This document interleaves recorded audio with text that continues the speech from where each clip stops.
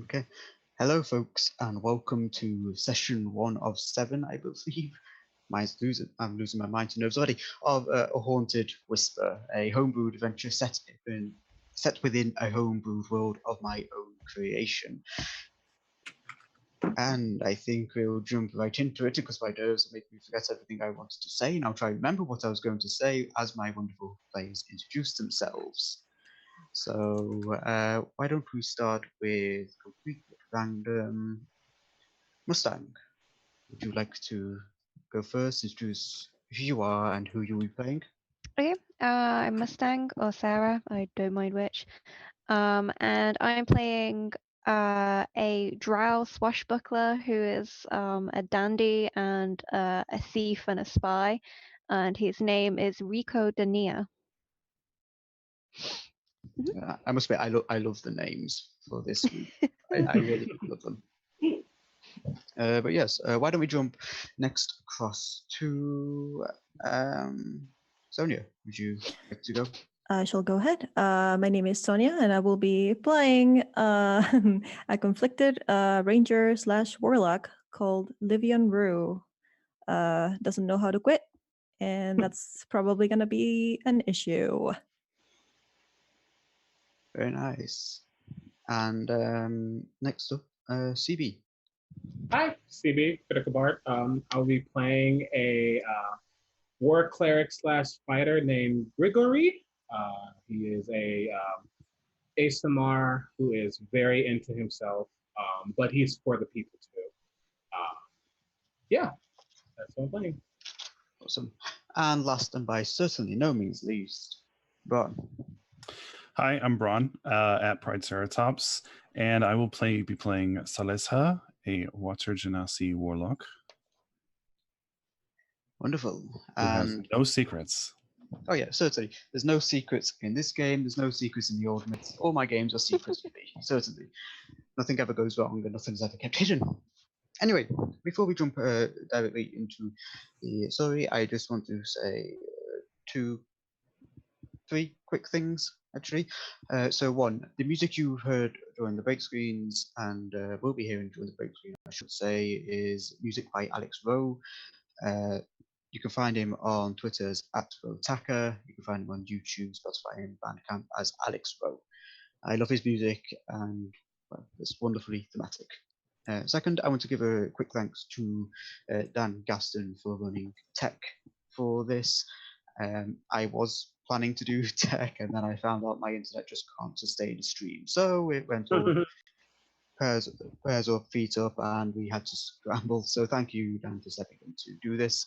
And finally, just a quick personal thing. Currently, I am a bit under the weather. I don't know how well it's coming across, but I'm a bit jaundiced at the moment, unfortunately. And with that becomes a bit of lethargy and irritation of my skin, etc. So if I'm ever forgetting words, stumbling over words, seeming a bit distracted, it's nothing against my wonderful players or what they're doing. It's just me being a bit under the weather, unfortunately. But yes, I think that's everything I wanted to say. So why don't we jump straight forward into A Haunted Whisper? And I wanted to do a bit of a DM monologue before we jump into what my character's been up to, just to set the mood a bit.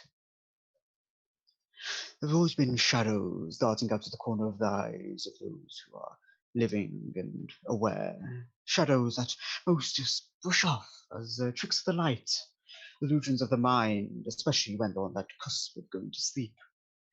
But how many can ignore those faint whispers that stir within your mind just before you're taken away into slumber? How many give those whispers any credence, any true thought, and how many of these living people just push them aside, unaware of what lurks, watching and waiting in the shadows? And what happens when someone pays attention and decides to welcome the shadows into the world? Well, we're about to find out, and my players are about to explore what happens when that happens. Odd sentence aside, what happens when whispers are more than just haunts? So, we begin as the sun is just beginning to set. My players are currently upon the Yelist mountain range, a great mountain range that spans the entirety of the Yelist kingdom. Indeed, it's this mountain range that gives the kingdom its name.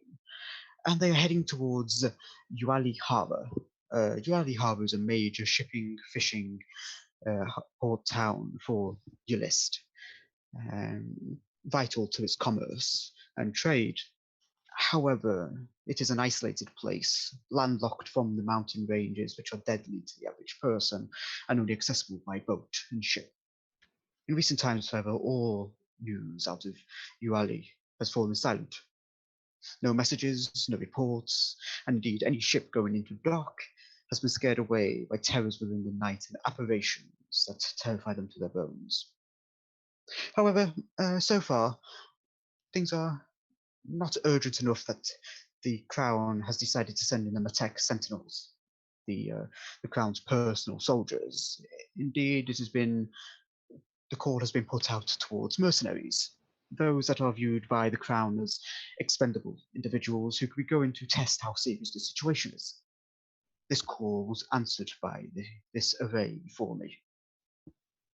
And so far, they've been traveling for the past 2 weeks through the Yelist mountain range. Through various means, they have been scrounging for food and water and managing to survive on these basic essentials. However, that does nothing to deal with the variety of rocks and harpies and other golems and creatures that lurk within the mountain range, those that make it so very deadly to the average person. As such, I would like one of my players to please make me a quick survival or stealth check to see how well you manage to circumvent some of these challenges. I will volunteer as this is my favorite terrain. Go ahead. All right. That's going to be 14 plus my 6 survival, 20. Okay. There are a few times where you have a few close calls. Thankfully, nothing too serious. At one point, you see a flock of rocks passing overhead, these great avian creatures hunting, and for a moment you at one point feared that they had seen you and that you would have to fight and waste precious resources. However, their prey was thankfully something else, and they dove down beneath the rocky ridges and disappeared from view, and after a few minutes you were able to wave your party onwards. As you neared only a couple of days away from Uali, would someone different please make me a survival or stealth check? I will do one. Go ahead. 25. 5. Wonderful. You at one point began to hear what can only be described as a siren song, an alluring sound that tried to entrap your minds, and perhaps for some of you it did indeed pull your attention away from your goals. However, its focus was never directly upon all of you, your passage thankfully being quiet enough in these dangerous times, and so the full effect of this allure was never fully pressed upon your minds, and very quickly you were able to snap each other out and continue onwards. Beyond this, there were no, since you've rolled remarkably well in all that, there have been no other major occurrences that give you any worry or strife. Indeed, most of your journey has been pretty quiet, perhaps due to the skill that you have been showing. And it's as we reach about a half a day to a day's journey away from Uali, as you are beginning to crest the ravine that leads down to this city harbour, where you can see fishing boats and large merchant ships both floating on the shore, and where you can see the faint lantern light as the sun is just now beginning to set. Your journey seems to be coming to an end very soon, and soon you'll be at your desired location. Now, what would you all wish to do? As I say, you're about a day and a half journey away, and you could very well press on through the night, risky as that may be, and complete your journey. or you could spend the night within the mountains once more, but that also runs a risk of being found. If we are in the mountains still, is there any way that I could perhaps look for a cave or some sort of sheltered space that we could use to set camp if... Go ahead and make me a perception check, please, Livion. Could I assist as I look around, mostly scanning for just basically areas that we probably haven't seen before? Something just might be. Sure. I'm proficient. Yeah, with Grigory's aid, Livion, you have advantage. Okay. I have a 16 total. Mm-hmm. Okay. You do manage to actually see something very clearly sheltered, Livion. Indeed, it's actually a bit of a surprise. Up here, you were expecting a cave, perhaps, or a large crevice that you could tuck yourselves away into and escape any passing predator's gaze. What catches your attention, Livion, and yours as well, Grigory, aiding as you are, is a large, almost church-like spire that's peeking between two rock faces. Probably no more than 200 meters away at this point. It's very faint and only just caught because it's glistening in the fading sunlight. It looks like you could actually reach it pretty easily. It was hidden more by the natural layout of the rock than any treacherous pathway. Livian will turn to the others and point at this spire in the distance and say, we might push on, but I believe that this could be a good place if we wish to take refuge in the mountains for the night. Did you say church-like spire?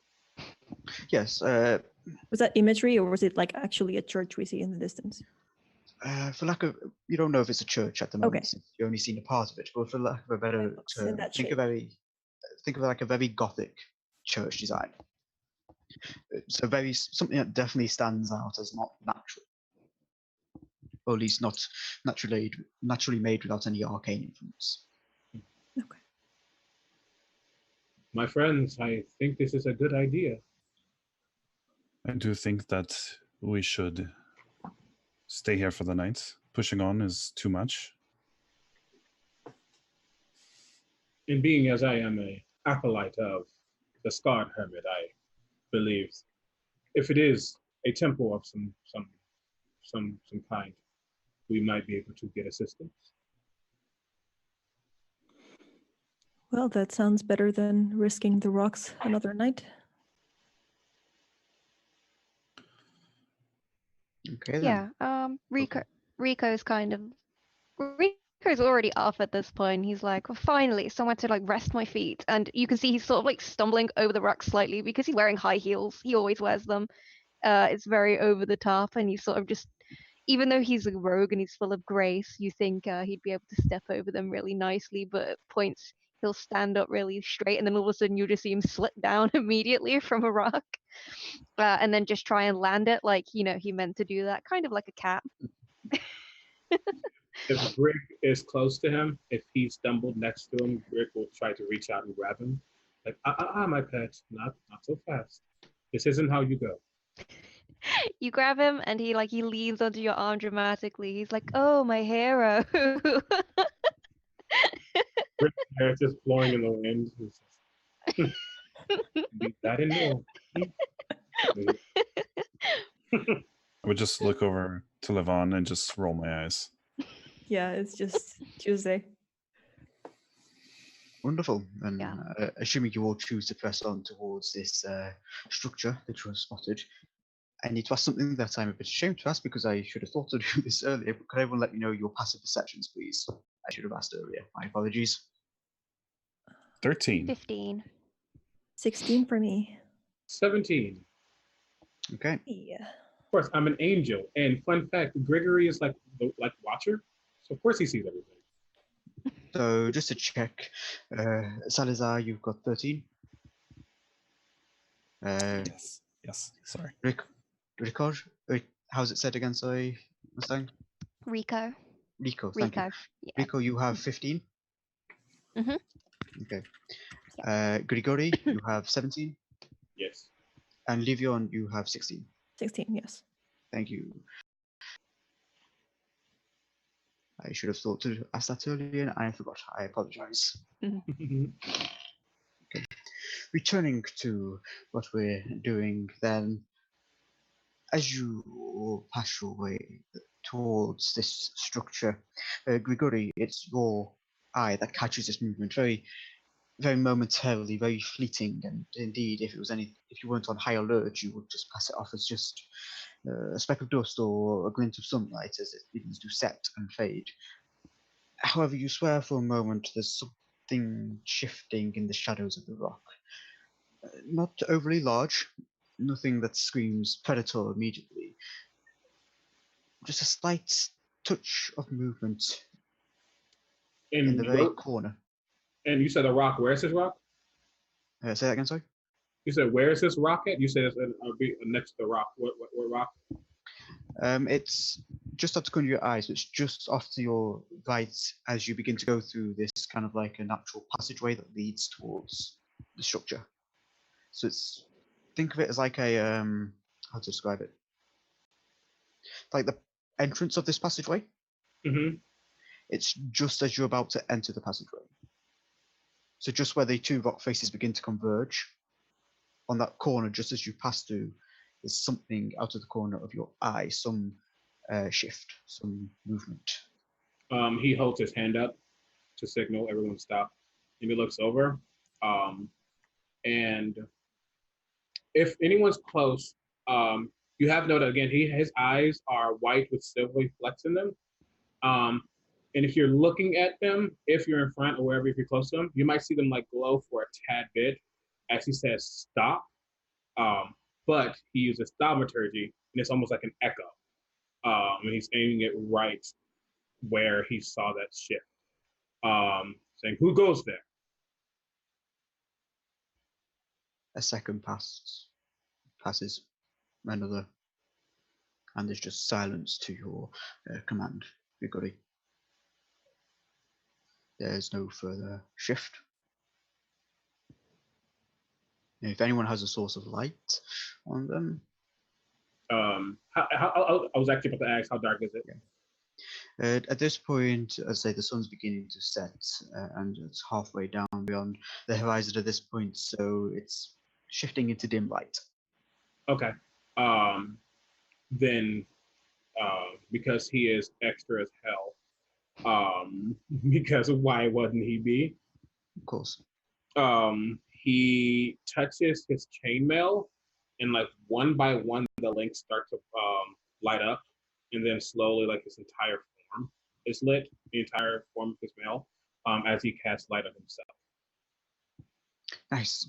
As this illumination begins to emanate from your angelic form, Grigori, something you're used to, I'm sure, the shadows in that corner are dispelled, and you see rock and stone, and nothing unusual. There's actually no crevice or anything could have scurried into. It's a smooth stone wall. Well, as smooth as it can be as a natural formation. I would like to step out of Grig's light spell. I want to stick to the darkness. Okay. Yeah, Livian just was like trying to right on the edge. stealth on past, and then he became a glowing beacon of a man. It's like, Yeah, I'm sure the sudden flare is a bit sensitive to a few eyes as you're already beginning to adjust into darkness. Rico adjusts his coat, like flicks it out a little bit, his cloak.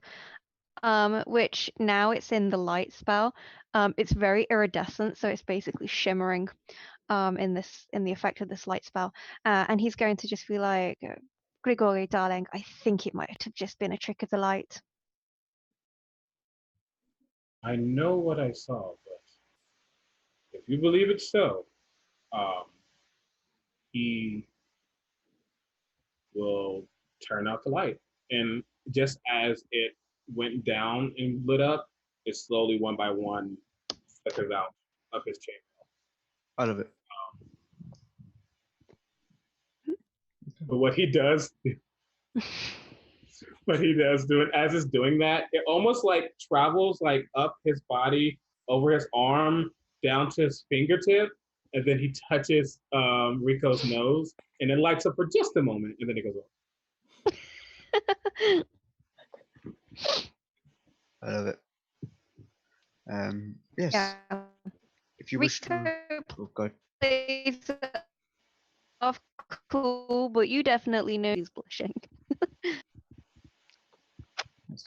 So yes, as I said, this kind of natural passageway, causeway, I believe is the actual word I'm looking for, is before you, and you can just see in the darkness on the other side of it some shadowy shape of a building. Perhaps it was indeed a church you just spotted. Do you wish to proceed under stealth or just walking straight on? I'd definitely like to stealthily proceed myself. If nobody Same. else is, I'm going to break off. Anyone Yep. who wants to roll stealth, please go ahead and do so. Yes. Gregory will step back to allow the sneaky sneaks to go forward. Yeah. Because he does have a very, Okay. very, very, very faint glow. Mm. A silvery glow just emancipates. Emancipates? I guess the word. No, emanates. It's more- Okay. I Um, think emancipating would be something a bit different. Rico with his almost like fluid movements, like he's done this a lot. He's sort of because you can see everyone wants to sneak. He leans down, he quickly pulls at his boots. He laces them in a way that the knot comes quickly undone with just one tug. And he pulls his high heel boots off. He slips on his boots of elven kind, which he sort of keeps on his pack roll over his shoulder. And he then begins taking off, just like shoving them in a pocket next to on his belt is like a bunch of bangles and stuff, which tend to clatter and clang whenever he walks because he likes, flicking his wrists when he walks and like shimmying. So like you would hear it a lot. But yeah, he's basically took off anything that's going to announce his arrival. Okay, awesome. In that case, Grigori and I should recall you step back a bit and allow Livian and Salazar to move forward. Can I get your stealth rolls, please? 14. It's 17 for me. The two of you moving ahead, you get to see this first. You come around the side of one boulder, and before you is indeed a church. Wouldn't be described as such in character, but for lack of a better description, it's a very Gothic-looking church in architecture and design, made entirely out of some dark material that's completely smooth. There's no bricks or anything like that. It's one solid piece that seemingly has just formed in front of you. Without close inspection, you're not too sure what material exactly, but whatever it was not formed conventionally. And there's a couple of spires, and you can indeed see the spire that you noticed, Livion, is probably the tallest spire, the central spire of three. That's set at the back of the chapel, essentially. How far would we have had to stealth ahead to see all of this? Having passed through the passageway, probably no more than 30 feet. Okay, in that case, I will just signal at the people behind that they can follow. It seems to be safe for now. Okay. Yeah, you don't pick up any beyond the ambient noise. You don't pick up any sounds that catch your attention as being a threat or anything lurking, waiting for you. By and large, it seems empty. How far away are we from the building? You're about, roughly speaking, 80 feet, maybe? Okay. Something like 60 to 80. Okay. I'm just going to silently signal to Livion, and that I'm just going to do sort of a round motion, and I would like to break off and make a loop around the building to just get a feel for anything that might be inside. Sure. You, How far away are they from our Livion and how do you say their name again? I'm so sorry. Salesa. Salissa. Thank you. How far away are Gregory and Rico from Salissa and Livion? sorry. There's only about a 30 feet difference between the two of you, between the two groups, I should say. I will let you decide. Do you think they would have met up with you all before they broke off? I think I would have broken off Okay. as Livion was motioning. Okay, that's fine. So it's And as you no guidance. it's as Gregory and Rico that you two are approaching Livion that you see the form of Salazar split off to one side. And Salazar, you go with the intent of circling around, and have you just lost someone? We have. Oh, back it seems. We're all here for me. Comes in a few different locations. Just quickly ping down in the Discord if it work. Ah, Uh-oh. I'm Livion now. Hold on, let me. Oh, it's been sorted. I'm Salissa. Yes. It's been sorted. So I'll continue while the text being sorted. I think Dan's got it. Looking at the Twitch chat. Yes. Anyway, continuing on. You go to scout around one side, Salazar, and you realise how's it? You're approaching essentially from at the front of this church at an angle, as it were. Mm-hmm. If you're looking towards the church, towards the doors in front of you, you're coming from like the right hand side slightly. If that makes sense. Building here, coming this way. Got it. Yeah. Sorry if I'm not explaining. you're fine. Clearly. I'm trying to think because you wouldn't know cardinal directions. So if all good. you're thinking the doors are facing north, you're approaching from the northwest. Okay. Essentially, I think I've got my directions right. I might be wrong, but I digress. But essentially, only from the side you're approaching is one side of the building free to pass down. You know, as you skirt to go around the church, one side of it, the far side, and the back of the church are flush against the rock wall. Indeed, it seems they almost merge with it. Okay. Are there windows on the side that is not flush to the wall? Yes, there are a few large stained glass windows. It's a bit hard to see through with the dying light, but there's no internal source of illumination at the very least. Okay. If you want to maybe a quick perception check. Yes. That is 18. Okay. There's no sign of movement from within the church from what limited vision you might have inside without it being illuminated. But I will say you do begin to pick up there's a consistent pattern within the stained glass. At the very tip of the arch of the window, there's a constant symbol repeated every time. A symbol that you, as you skirt around, you can see emblazoned upon the two oak doors directly in front of you that are sealed shut. Would this be familiar to me at all? Make me an Arcana check. Oh, probably not then. Nope. 6. Okay, and you can make me you can make me a religion check as well if you want. I am proficient in that, so. Okay. Probably fall under one or the other. 10. Okay. Unfortunately, you don't really recognize it. There's a few aspects of it that are familiar, but not enough that you could probably piece together what it means. And even those bits that are familiar, you can't quite recall where you read about them or where you might have seen them prior. All right. It's at this point that the rest of the group has grouped up. Okay. They're grouped up with me, or they're still back? The others still back, I assume right? they're still back waiting. Okay. If the others are okay with it, Livion would have tried to lead them a bit quietly, a bit further towards the church, just in case something happens and we need to rush in to help. Yeah, I would, after not realizing the symbol, sort of feeling like it might be safe, I would just raise a hand and motion y'all forward. As the rest of you approach, you now also can, despite not, because you're not going around the skirting it, you can't quite see the symbols in the stained glass, but you can see emblazoned upon the two large wooden doors that are that's seemingly the entranceway to this building in wrought iron.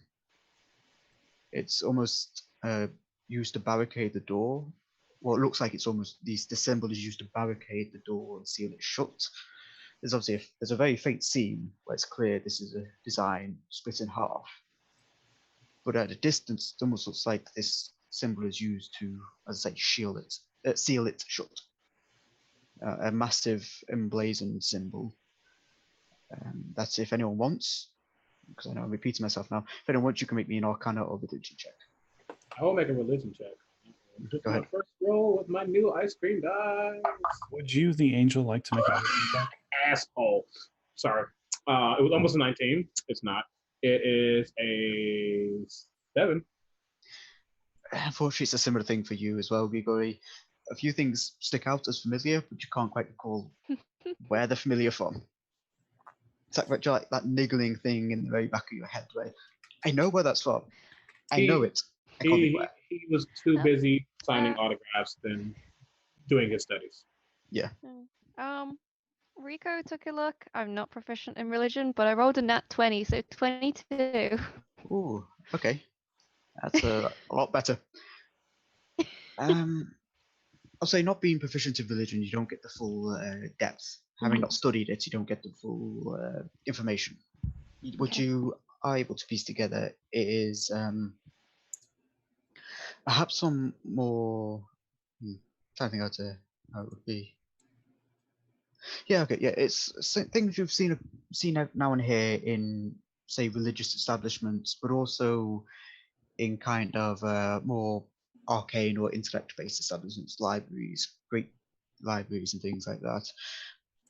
But also probably in the larger cities of your list as well. There are certain aspects of this symbol, and while you can't make out the entirety of it, you recognize some of it as, for lack of a better word, a protection sigil.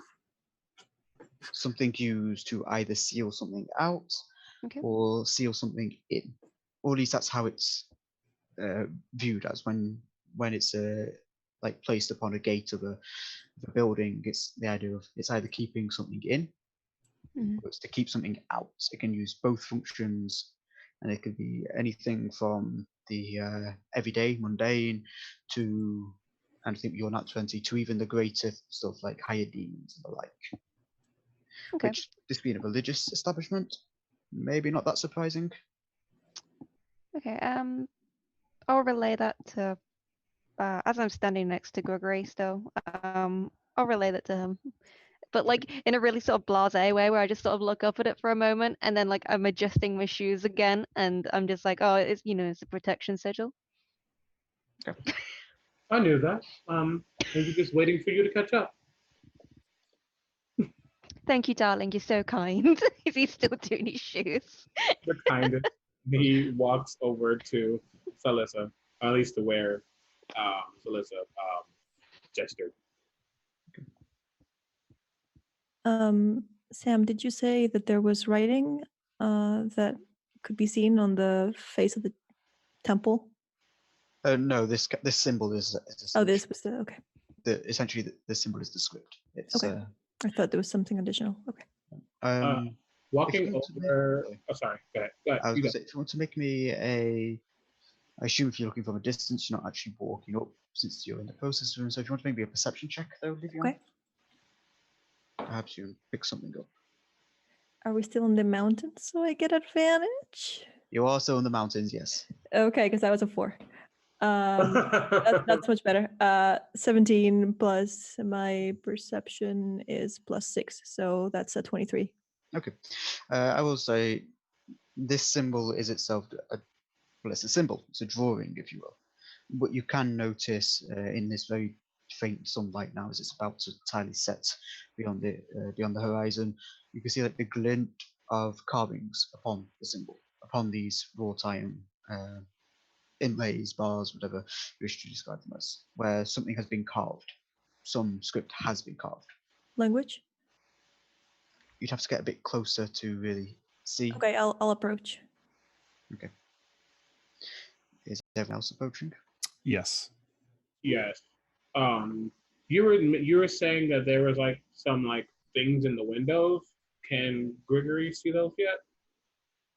Unless you purposely go around and scout around the side, you can't, unfortunately. Oh, I thought that's where Solicitor was. Never mind. Okay. It's So kind of I'm that odd angle, if that makes sense. You're kind of approaching the front, and it's a bit hard to see the actual details on the side. I'm gonna go with Livion, but I am keeping my eyes peeled out, away from the building, not towards it. Okay. Could you make just a perception check then? Just to see if anything happens. 22. Okay, good to know. Chris, Grigori, Rico, are you joining Livion in approaching as well? Yes, at least Grigory is, but does he recognize or has he heard of anything about this temple, this place that looks so immaculate? As far as you're aware, no. It's very unusual to find temples such as these outside of settlements. Is there anything he would have read about in his teachings, in his schooling? You can make me a history check. See if anything might pop out. Ooh, much better. That is 19. Okay. Again, sadly not. There have been temples made in the similar way to this completely uniform material, which have been arcanely constructed or divinely constructed, depending on which scholar you question. But they are found within major locations, within how best put it, within collection points of ley lines. They are typically formed. More often than not, when they are formed, a settlement will form around it, and it's very odd to find them like this in such a remote location. Okay. They are typically formed in locations where these settlements can form, and although there is Yuali nearby, you know these particular temples, these uniform temples, are held in such high regard that Yuali is too far away to be this religious settlement. There should be something where you're standing, essentially. So it's a bit odd. It's a break of tradition. He looks back down at the rest of the group, and then is Rico still wearing his hat?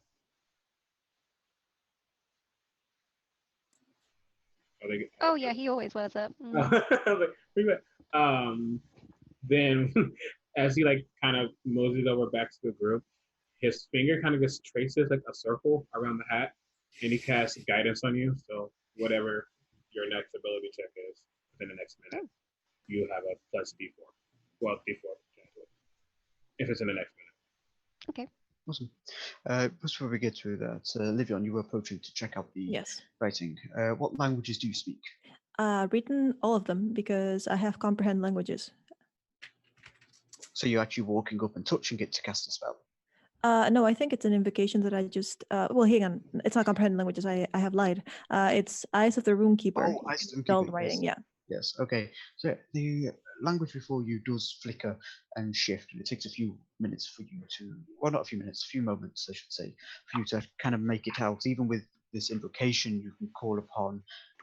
It's fighting it almost. It's resisting it. And as it begins to form into a script you can make out, I need you to make your wisdom saving throw. Ooh.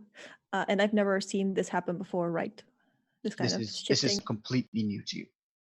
Okay, that's saving throw. It's 23. Okay. This writing before you is more than just a language, and you get the idea. This is probably why it's so resistant. It's not just words; it's power contained in words. Unusual as more often than not such a display is done verbally, hence spellcasting. However, there are certain occurrences where they can be constrained within the written words instead. The words themselves say, beware the threshold. Beware the threshold. Do not look too long, lest it look back.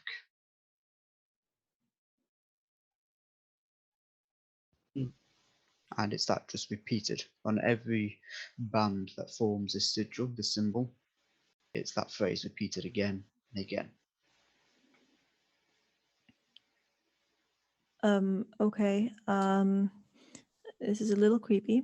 I'm going to convey this information to Salazar, which I believe that's the nearest person to me, because they came to.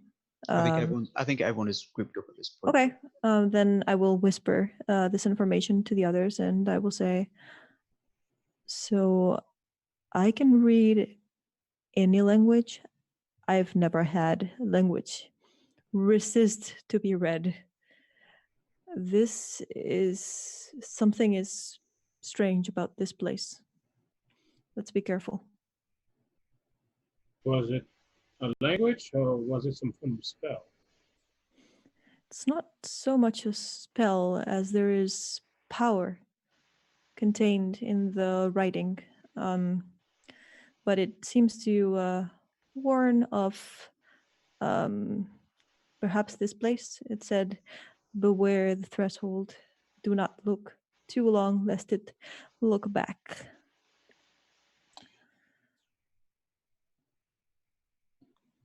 Okay. Could be something to do with that symbol on the door.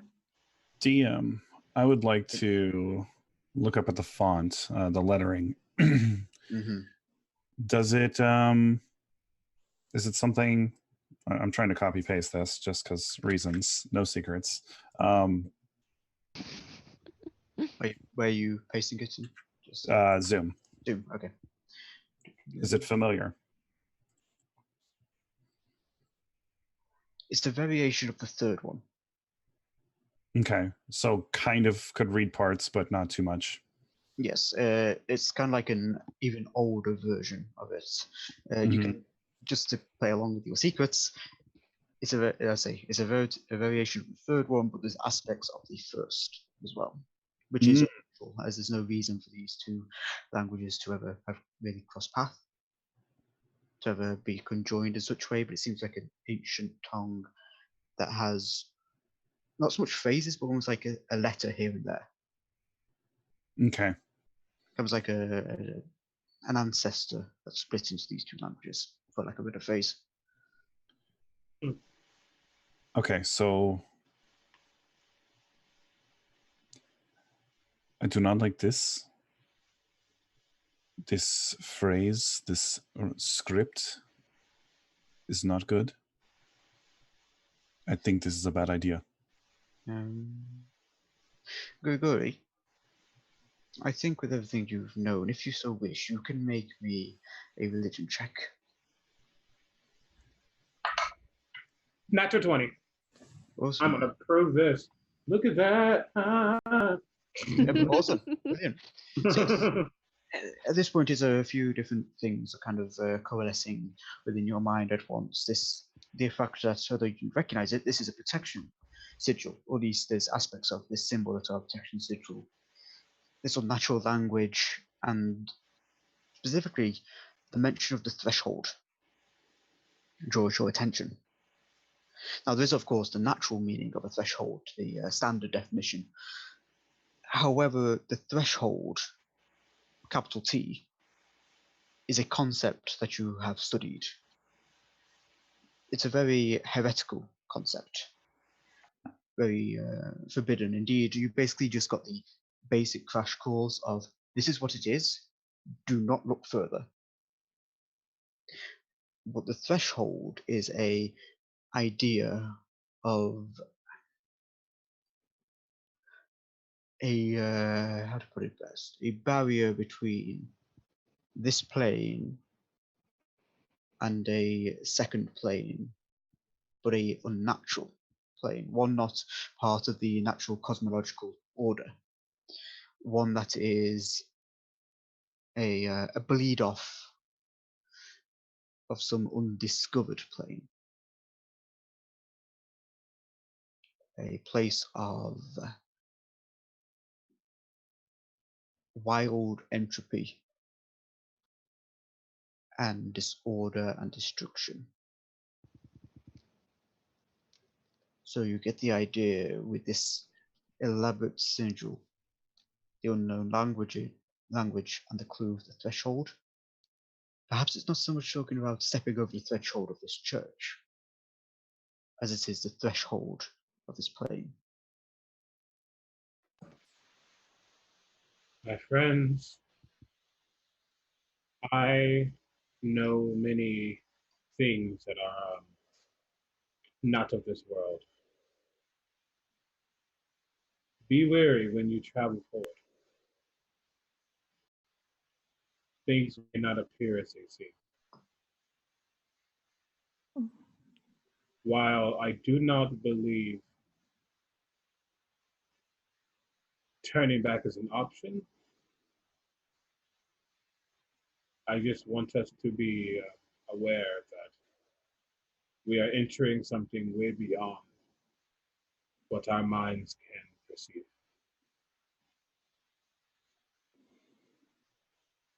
Well, things may not be what they appear. This appears to be a creepy place. Mountains are mountains. I say, let's take a quick look here to make sure it poses no threat and take our chances with the mountain for tonight.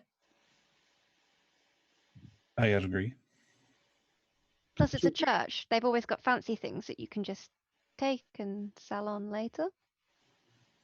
While I appreciate your unwavering positivity, we are not entering just a church. I believe once we enter these doors, we are no longer in the Elist mountain range. We're somewhere unnatural. I am not a planeswalker, so I couldn't tell you, but this is a lot more than we think it is. So just be on your guard, as I would be on mine. We know the mountains. We do not know this plane. We sleep in the mountains tomorrow. We do our job. Agreed. Church is no place for us. And I just look over at Rico. Do I look like the kind of person who belongs in a church? It was very much a, you're not going to go in there and try and steal things, right? Kind of look. Yeah. Rico will just give you a smile. If you want, you can make me a persuasion check or deception check, whichever is relevant. Oh, I have if you so wish. expertise in both. There have been many. Just give me the number. Hell yeah. 31. Oh, Salazar, just for the sake of this, do you want to make an insight check? It's possible for you to beat that. Can I do something a little bit more alternative that doesn't necessarily involve a roll? Depending on what it is, you can. I don't trust Rico. I'm going to cast Nobody trusts Detect Rico. Thoughts instead. Detect Thoughts? Okay. Yes, you can by all means cast Detect Thoughts. I believe that's a verbal and semantic spell. So what you're doing is very, very obvious in this moment. Oh, yeah. Detect thoughts, surface level thoughts? You I make think it starts off as that. and It then- starts off that way. Yeah, I starts off as can't remember. surface. Mhm. Yes, it's surface level unless Salazar wishes to pry even deeper, in which case you would make a wisdom saving throw. But Okay. for now, I think it's automatically the surface thoughts, unless I'm mistaken. Okay. Second. Yeah, it's just surface thoughts automatically, and then I can go deeper for a wisdom save. In that case, Rico, would you like to describe what is in this exact moment flashing through your mind? Surface level? Mhm.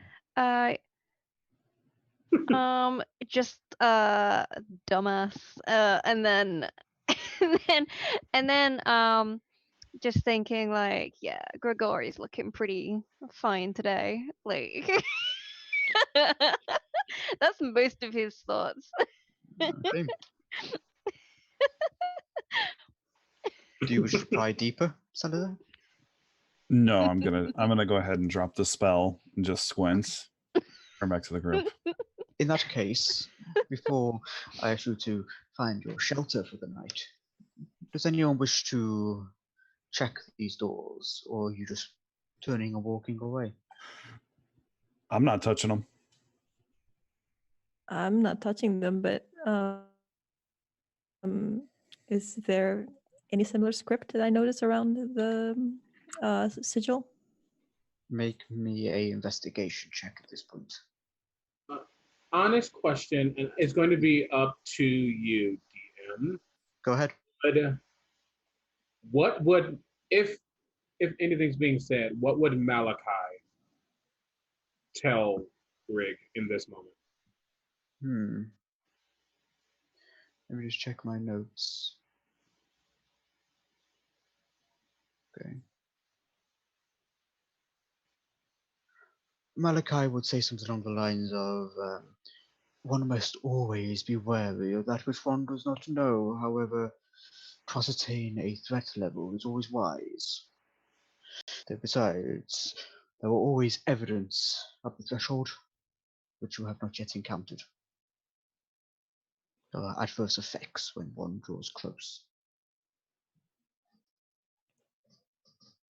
So, sorry, did I cut you off? Go ahead. This D20 has been jailed for 2 months, and it's just making things up to me now. It's 23 total. Okay, let me just double check something. Make sure I have it correct.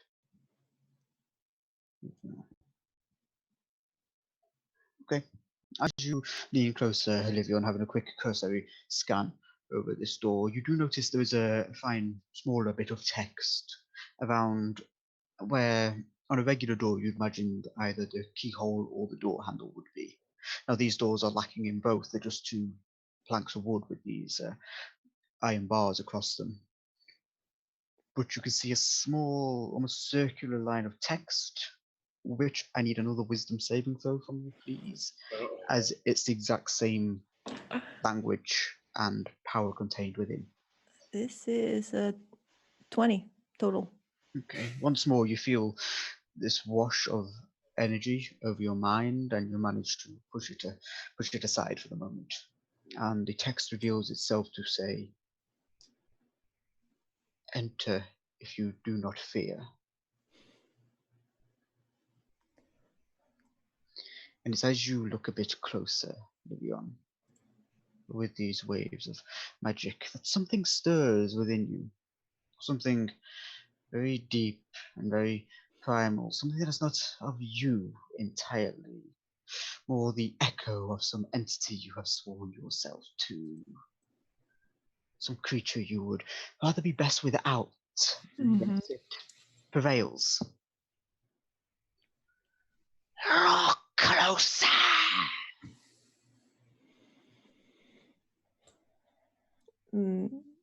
Like, Feed! if anybody was close enough, they would have seen Livian go momentarily like super tense and clutch something like tied to her belt, which is a small book. And then I will cautiously approach and see what else I can ascertain, either about the door or what I can see of the church beyond. With your investigation check, I'll say you basically discovered everything there is about this door. Okay. There's just an incessant presence in the back of your mind, urging you to open these doors. Oh, to open it. With Briggs' passive perception of 17, did he see? Probably would have, yeah. Probably.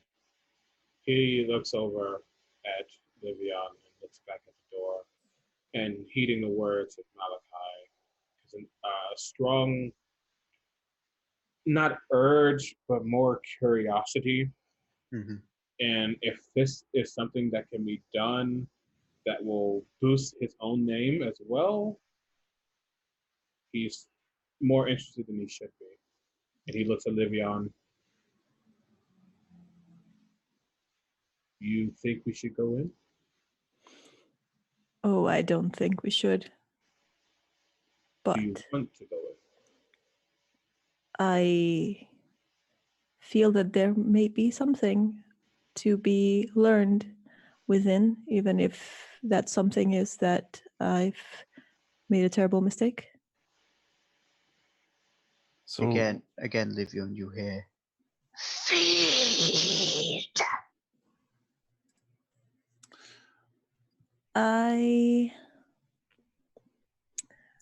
Okay. I will say to the others, I'm going to check around the other side. And this is a lie. Well, I mean, I will, but it's not just that. I'm going to go around the side of the building if I can. Mm-hmm. Does anyone And- stop you?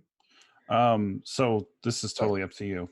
Livion, you and I have been together for quite some time. We've done a number of jobs. Mhm. Would there have been conversation to where we might have discussed this nature, or is this something you're holding really close to your chest? I don't think that Livian has shared much, Okay. though you may have noticed that in combat they would hesitate to call upon their warlock power and prefer to just shoot things. Okay. Oh, good. No, I'm not going to stop then. Okay. I'm just going to stay at attention, kind of watching the terrain around us. Okay, I will just turn the corner where I am reasonably sure that I cannot be seen. Mm-hmm. And I will pull out the small book that is tied to my belt. And I will cast Encode Thoughts on myself. Okay. And I will take out the moment of fear when I looked into that script and saw something horrible resisting me. And as the strand comes out, I will open the book and I will put it on the page and then press it like pressing a flower. And the book burns a little bit, and then I don't remember that fear anymore.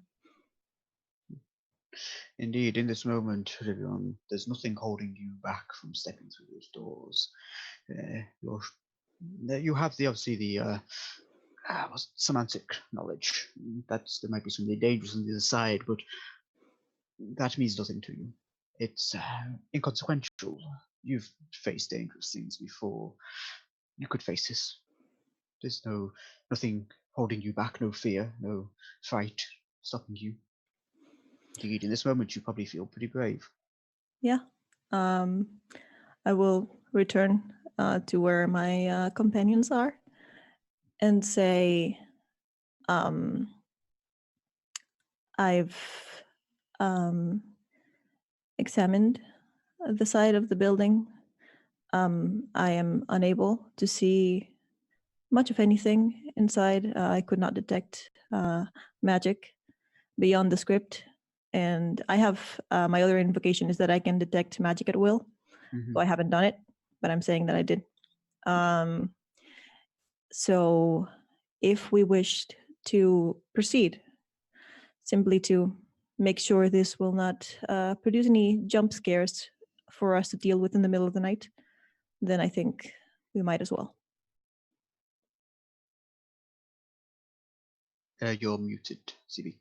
Oh, Insight Of check. course I am. It's exactly. Griggity doesn't care about her their wishes, but he does want to see if they're lying. In that case, make insights, please. I I will Livion, deception. so okay. What I'm specifically looking for with my check is whether or not Livion truly believes we should look in here or not. I don't care about the rest. Okay, Seven. good.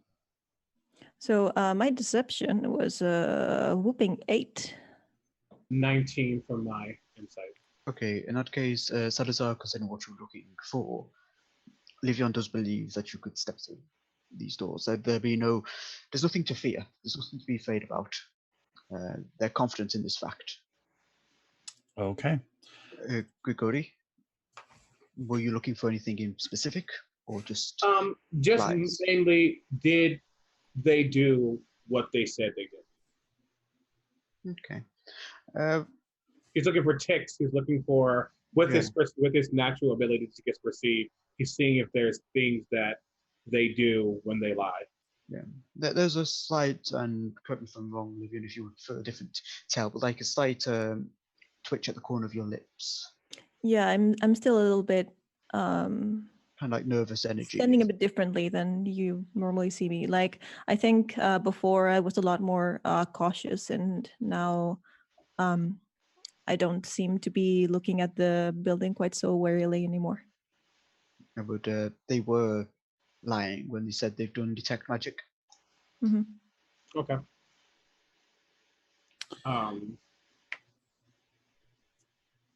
Then let me check something real quick just to make sure I'm not lying to you. Then what he does, yes, okay. And let me read this thing real quick. I'm sorry because I'm like taking the time. Yeah. Then what he does, and I didn't say this, but he does have a shield attached to him. His hand touches his shield, and like small tendrils like form like where his hand touched, and like he splays out, and like the tendrils each 5 beats for his fingers. Wait, am I still lying? No.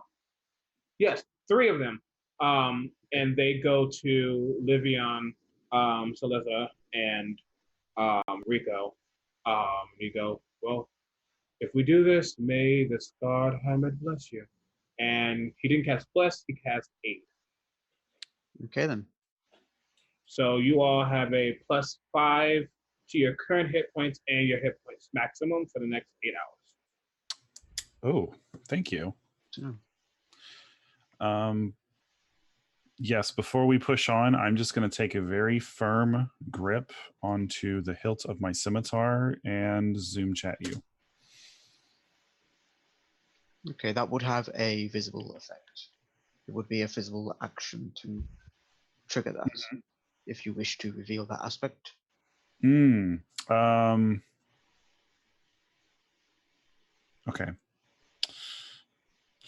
Perhaps not then. So No secrets, guys. no secrets, No nothing secrets. at all. Everything is No. open book. Oh, good.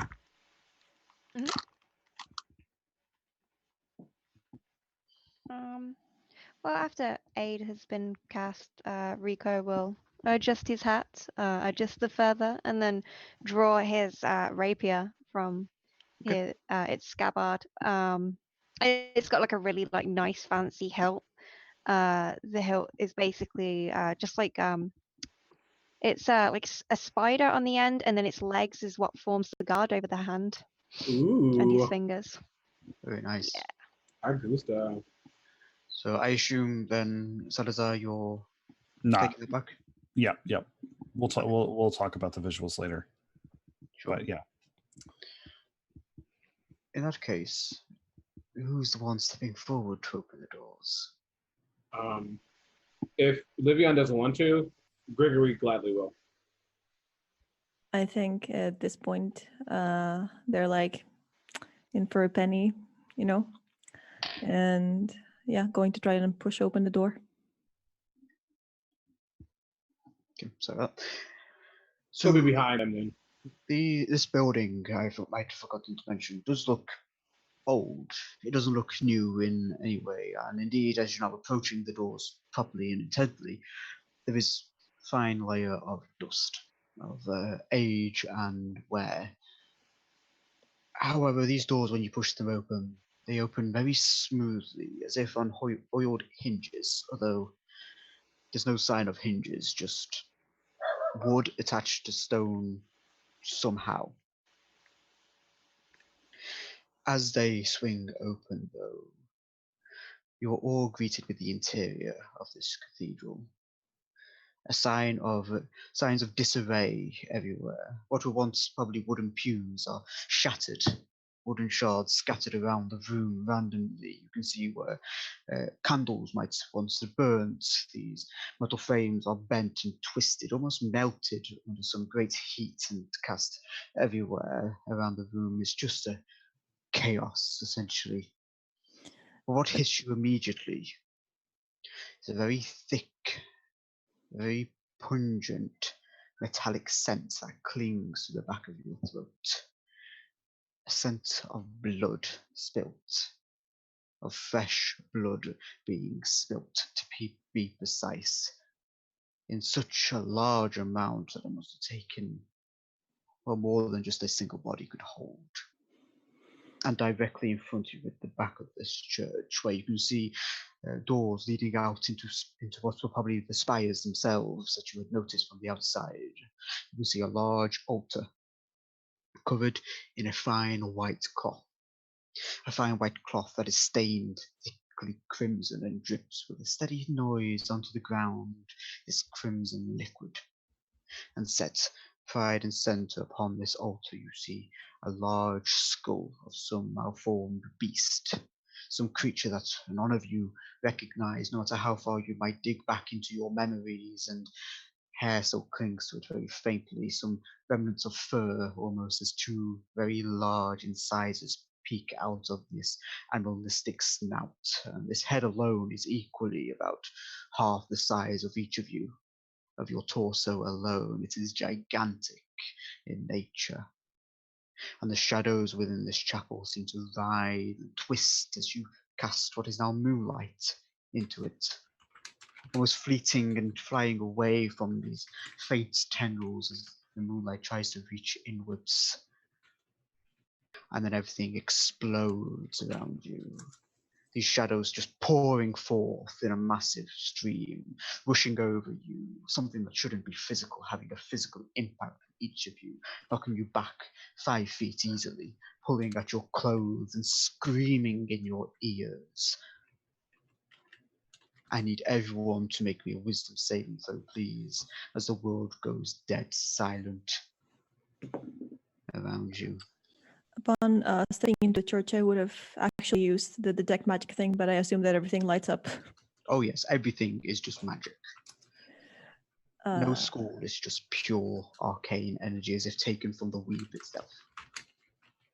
19. 19, 13. 13, 23. 23. And Grigori, you're muted by the way, if you said. 10. Okay. I need everyone, even you, Livion, to make me a D100 roll. Oh, I never no. used this. Okay. Oh, okay. Oh, 1 second.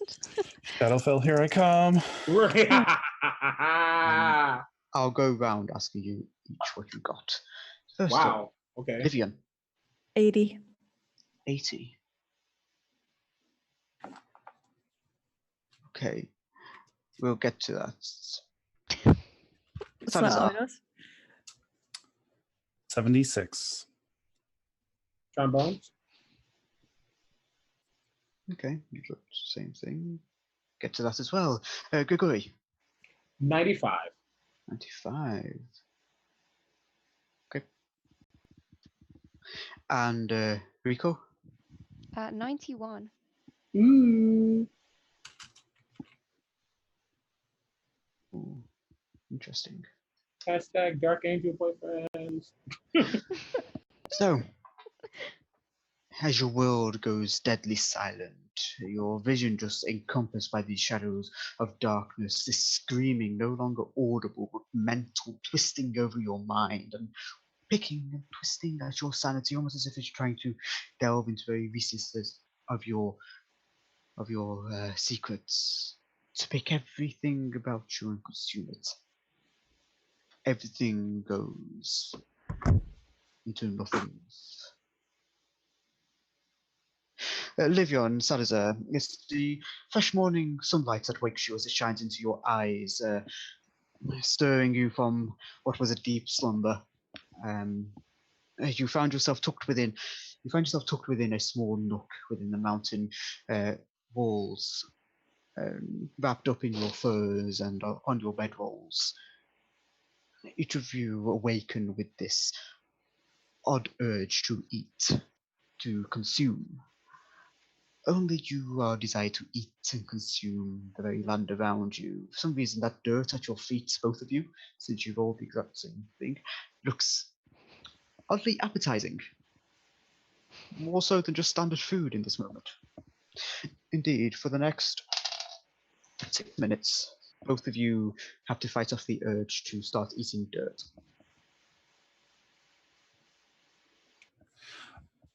Grigori and Rico are with you in this small nook, only they are not awakening. And indeed, they will not for the next 5 minutes, as they are forced unconscious. Wait, what happened? Only I think you and Rico are not waking up, but Salazar and I woke on a fine morning and wanted to eat the ground. Do we recognize that this is weird?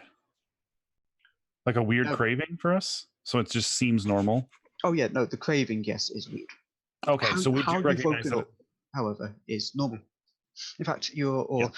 sure you yeah, it's coming back to you all now, to the two of you rather than come back to Grigori and Rico when you awaken.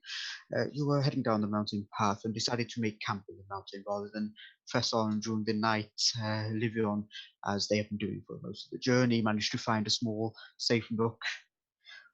Okay, go ahead. A small safe nook where no harm would come to you, where you could hide away from any predators, and you had a uneventful night actually. It was pretty basic, pretty normal. Nothing odd happened. I will look at Salazar and just casually try to gauge if they also are looking at the dirt with eager eyes. I'm doing the exact same thing.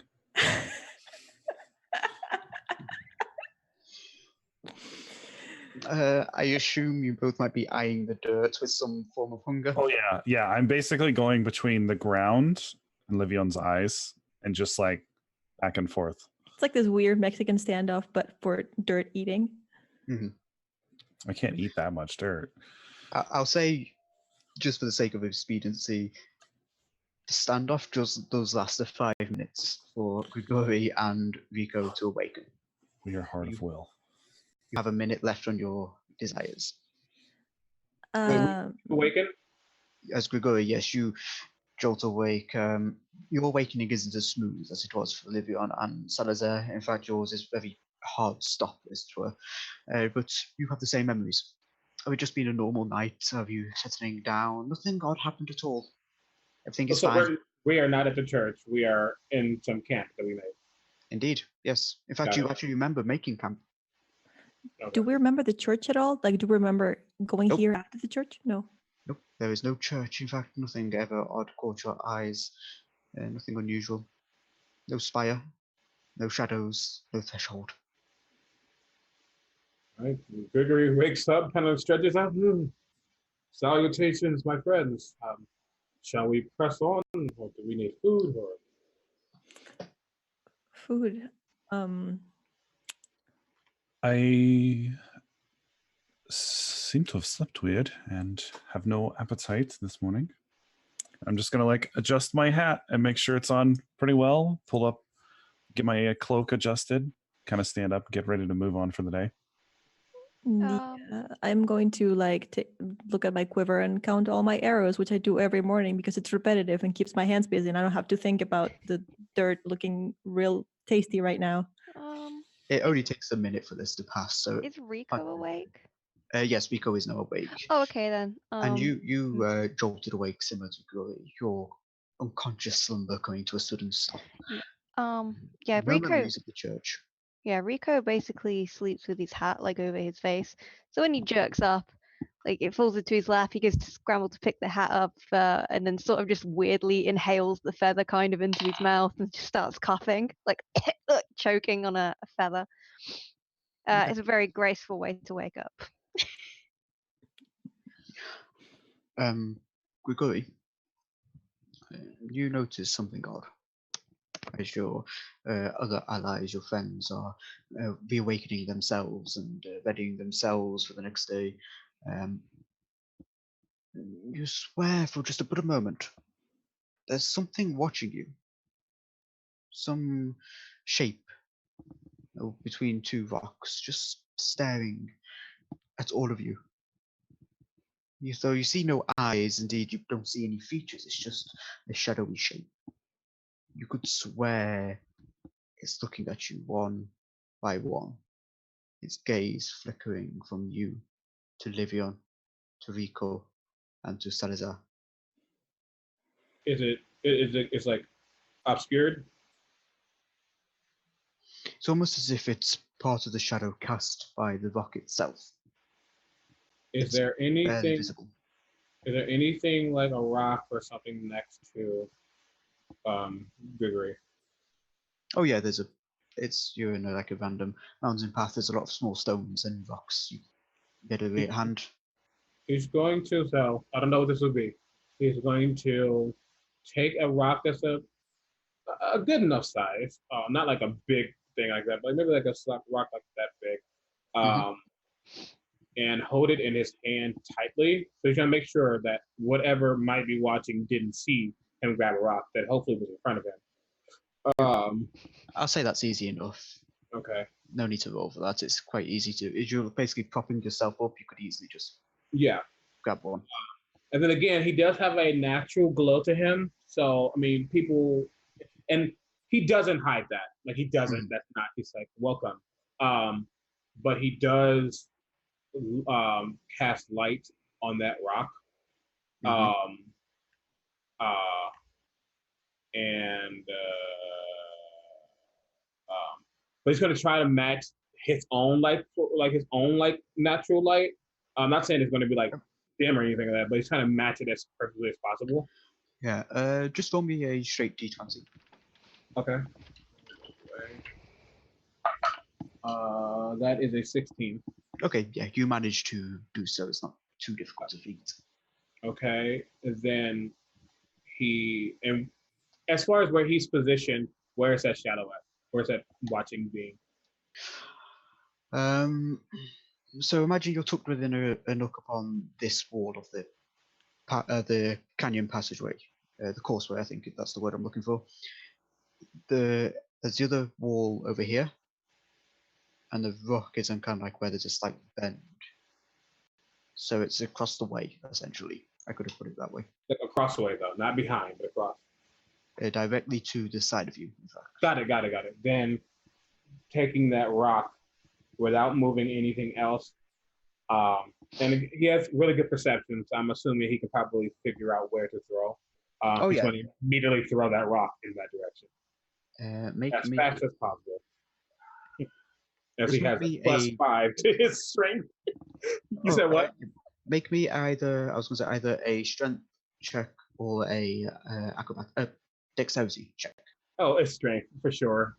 He has he's a 21 strength. Thank you, Belt of Hill Giant Strength. Go ahead. Okay, so that's a 19 + 5, 24. So I don't really use much slang. Often most people in real life will know I'm by and large pretty serious.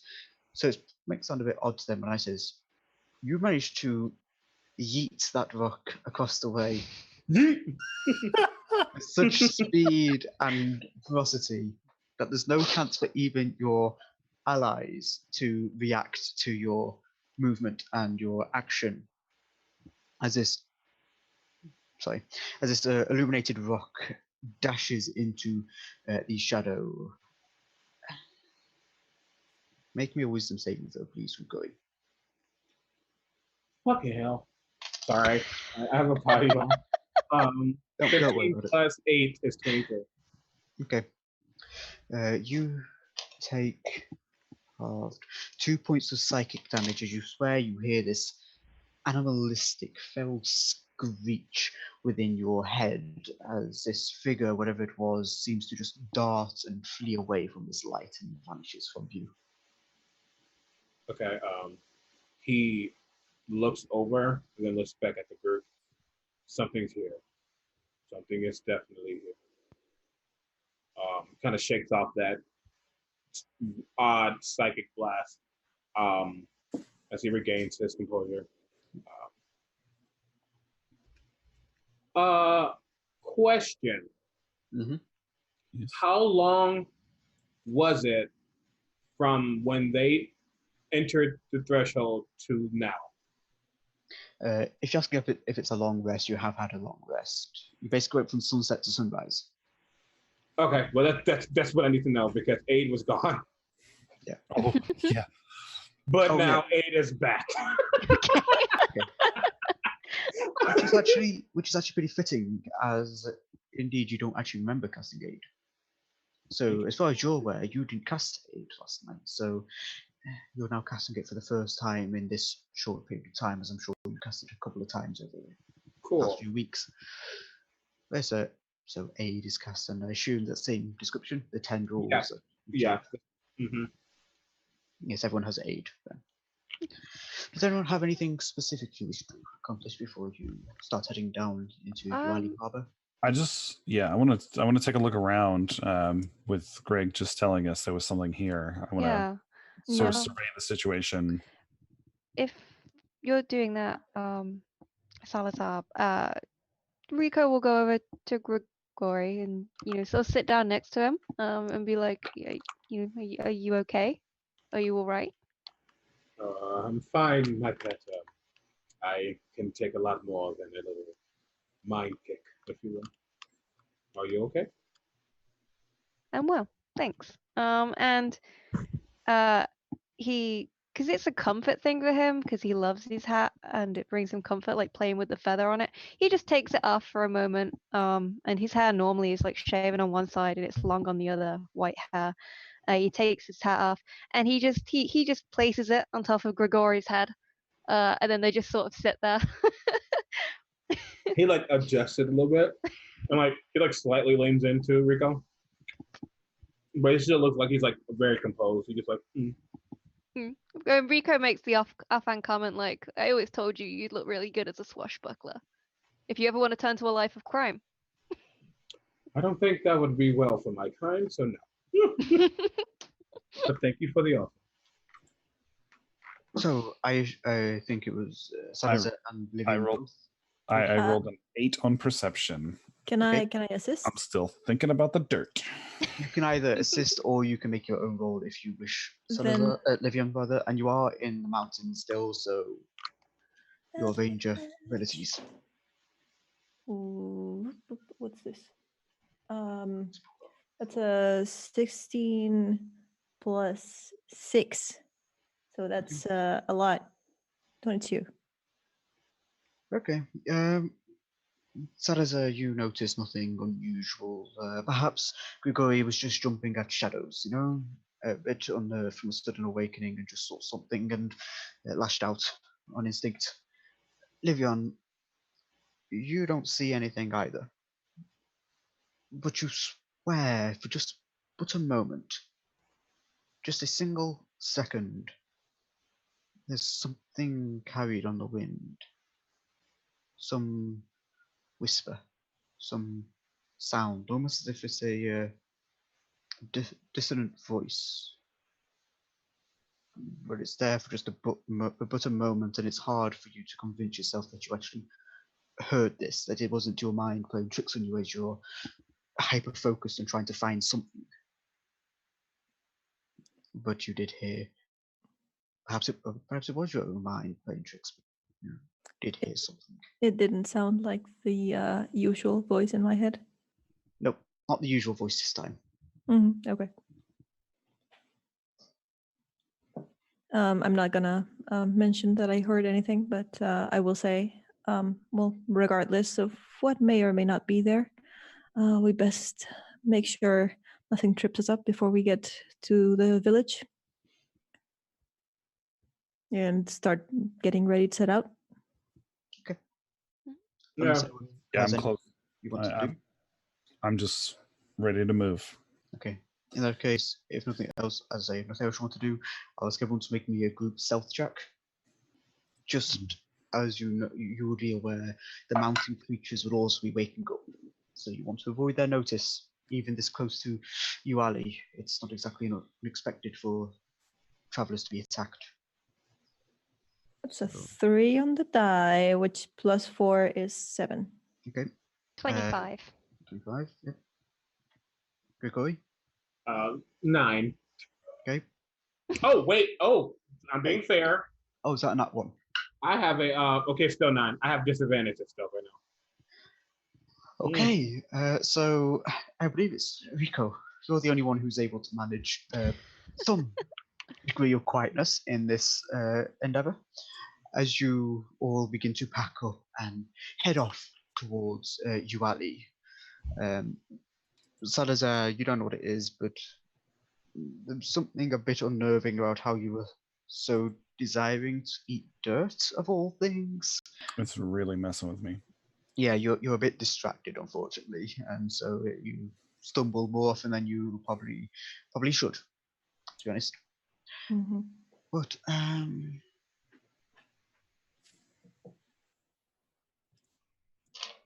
don't trust it. Don't do that. Don't do that. Nope. Sorry, I gotta go. one moment. You can tell how organized I am. Where even now I'm desperately trying to open up tabs quickly so I can keep this going. I didn't forget to do anything. Nope, I am completely organized and everything is under control. And why won't this load so I can stop making a fool of myself? And we're still thinking about dirt and As- like, oh, if I step on dirt, I'm not eating it. It's fine. I'm doing okay. Yep. 7 stealth. We're stepping on our food. Oh, Rico will have taken his hat back by now, and I just want to point out that it is somehow astounding that this drow can be stealthy, not just in silence, but in appearance as well, sticking to the shadows, because he glitters. Like, his leather is sparkly, his cape is iridescent, everything is not half measure with Rico. It's like, you either go big or you go home. So, but somehow he makes it work. Does Gregory? Oh wait, I have advantage on stealth. Oh, go ahead. That's cocked. Yes, 23. Jesus, I forgot I had that dang cloak. Okay, that is much better. That is much better. I'm still thinking about the dirt though. Out of curiosity, does Gregory's a natural, radiant glow? Does that affect Rico in any way, shape, or form? I'll say it doesn't really impact stealth I'm not mechanically. saying it's impacting like sunlight sensitivity. I'm just curious from a character standpoint. Is there like a separation or? Well, so Actually, Rico. I'd say you'd make his iridescent cloak sparkle when he's next to you if you've got like a natural glow. It's like he just stands next to you and looks like a disco ball.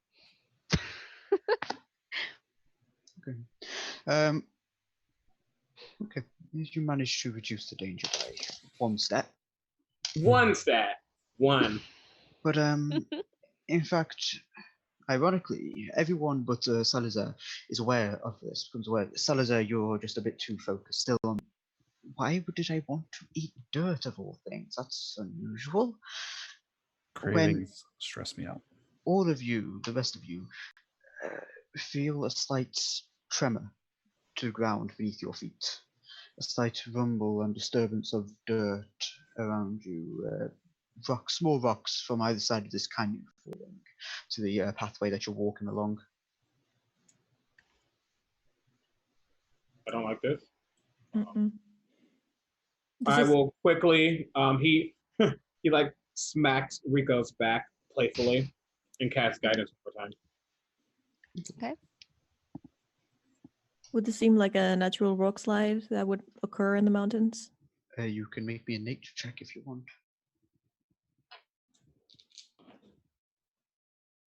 Well, I don't know. That's a 7 with advantage, plus 6, so 13. Okay. It's not natural. You can tell that much. There's an origin of this vibration. Where that is, you can't quite tell, unfortunately. But something is making this vibration grow stronger as it comes closer. It's not a natural landfall.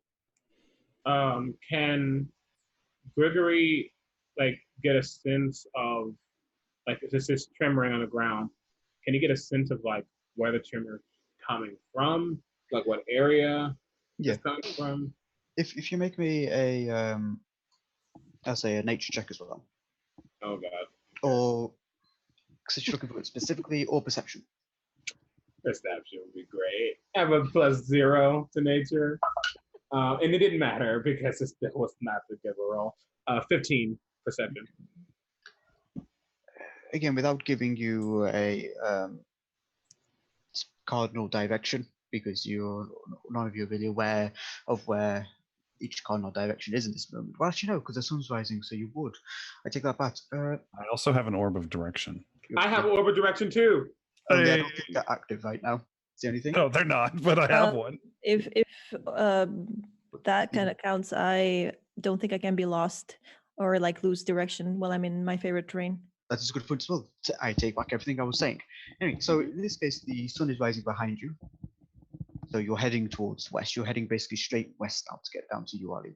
This is coming from one side of the cavern. To be precise, it's coming from the northern side and is approaching quickly. What do you wish to do? It's approaching us.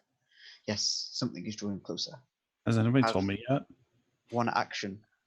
Do what you wish. I'm gonna take my hempen rope and I'm going to cast a rope trick. Which the rope sort of stands on its own, and at the top of the rope, an extra dimensional space appears that can be accessed by climbing the rope. And I'm just preparing a space that we can get out of Dodge if it's really bad. Okay. Gregory takes, what do I have? Sorry. Takes his warhammer that's been stowed and he holds it out. And he says, "To the scarred hermit." And with that, it just glows even more as he casts divine favor on my weapon, basically. Mhm. And Rico, you have. Oh, Fortunately, Salazar, with you not having a high enough passive perception to pick this up. Would I have not even noticed them pulling out weapons and stuff? I'm saying this kind of happening simultaneously, so you That's won't fine. get a surprise round, essentially. Okay. It's basically, I say, functioning Yeah. like a surprise round. Yes, got it. okay. So, Rico. Phew, 1 second. Go. Take your time. I have. I'll draw my rapier just in case, but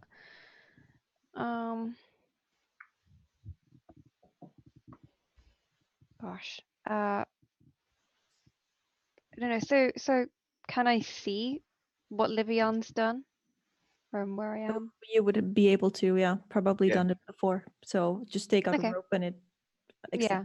Okay. Well, I'll sort of position myself so I'm close to that rope. Yep. There's a quick and way it's out. A Yeah. number of creatures, so we could all, yeah. Okay. In that case, I'll say it's as you're finally positioning yourself, Rico, that the cave wall to the side of you, to the north, this northern wall, shatters and explodes outwards. Small rock shrapnel scattering, and you could feel a few nicks appear, but nothing enough to take damage. As what appears from this tunnel it was carving is a creature familiar for you, having encountered them a couple of times.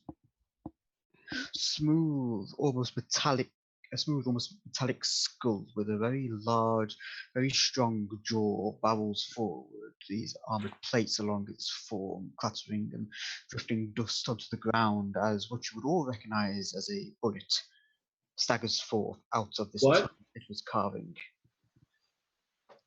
However, it doesn't look like a normal bullet, or not sure how you'd expect. It's almost metallic armor has been torn in a few places. You can see its ichor, its blood beginning to drip and soak, and it's panting heavily. Its eyes are light in desperation as it looks at all of you, a wounded animal lashing out.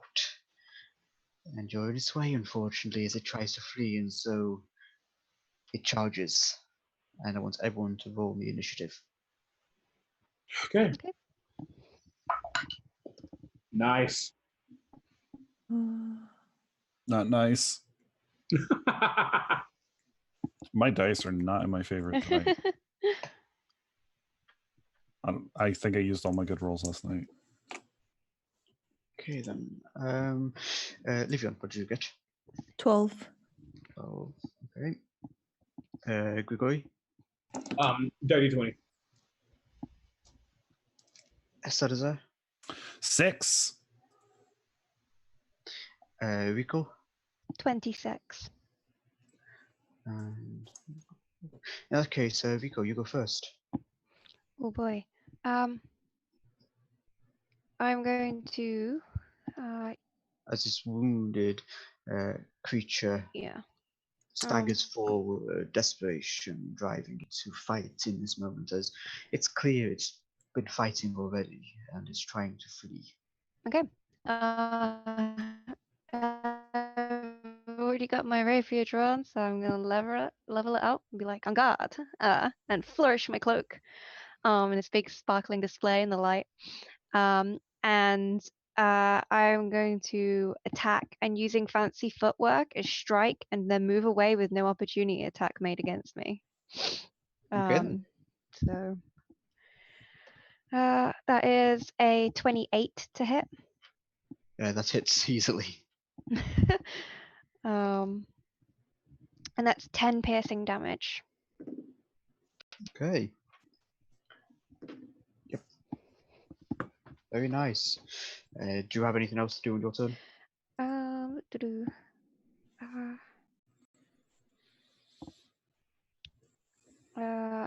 don't know. 1 second. So I'm just checking my sneak attack because I get an additional thing to it where it's don't Yeah. need advantage on the attack roll. Oh, it's if you're fighting it on your own without. Yeah, if you're within 5 fighting. feet of it and nobody else is within 5 feet of me, Your sneak attack triggers then, yeah. so it would work. Oh yes, yeah. Oh, okay then. This is where the swashbuckler shines. Gonna add my sneak attack to it then. I have not played a rogue in a long time. Don't worry goodness. about it. So that's 12, 18, 21. That's 23 damage. This isn't going to last long at all. Okay. As Rico does this very elaborate flourish, and you manage to drive your rapier into an already existing wound, a bellow pouring from this bullet's mouth as you shed more of its blood, and you dance back as it quite instinctively and wildly lashes out to try and bite at you. Grigori. Gregory sees this, and he sees it as visibly wounded. Oh yes, very visibly wounded. Then what he does, seeing it come out, and I need to check something because if it is what it is, it is what it is. Check over. It says the spell in, and I'm still concentrating. So okay, yeah, that's fine. He and we saw this bullet come out. Rico ha-ha'd and kind of like hit and kind of spent his side, so it's still charging forward. It's looking to do so, yes. So mechanically, no, because it's not its turn. Cinematically, yes, it's still going to charge forward. It wasn't like in the process of moving, is what I'm saying. Currently, it's not, no. Okay. Sorry if it's been a bit. No. That's what I needed to know. I didn't know if it was moving or not. Yeah. Then, playing lawful good, neutral good characters is hard. Okay. Then, and it looks. Does it look like it's only attacking because it's agitated? Make me an insight check, if you wish, or a nature, depending on which. No. That is 16. Okay. Yeah. In this moment, it looks very much like a wounded, cornered animal. It's lashing out because you're in its way. It's just trying to flee. Something has to, and I will say, kind of standard knowledge is bullets tend to be pack animals. They rarely travel solo. There's Okay. no other sign of tremor within the ground. This is traveling on its own. It is wounded. It is trying to flee something. Then what? I'm sorry, I'm not trying to take too long. I'm just. No, it's fine. It's fine. Then what Greg does is actually stills his warhammer for a second and holds out his hand, almost like not submissively, but to tell him like he means no harm. And to that effect, this is gonna be odd. He speaks in a language that he probably doesn't recognize, and he's basically saying "shh" in Celestial. And as he says that, he's actually casting Healing Word on the bullet. Okay then. Roll your healing, and afterwards roll me an animal handling check Okay. with advantage. Cool. So that's 4 points back to the bullet, and then animal handling with advantage. Oh, that's perfect. 2 and an 18. That is 21. 22. Okay. 21. Good to know. Is that your turn? That's my turn. Okay then. Next up, Livion. Okay. Would I be able to discern the same that Greg has, that this beast seems to be running from something? If you make me a quick insight check, please, just to see. Sure. Well, I can't discern anything. That's a 2 plus, I think 6, but yeah. I think, assuming Grigori might have mentioned something quickly, I was given the DC at like a 5, so Oh, okay. yeah, you understand the same thing that Grigori has. This bullet is fleeing something. It's lashing out because it's essentially right now a cornered and wounded animal. Okay.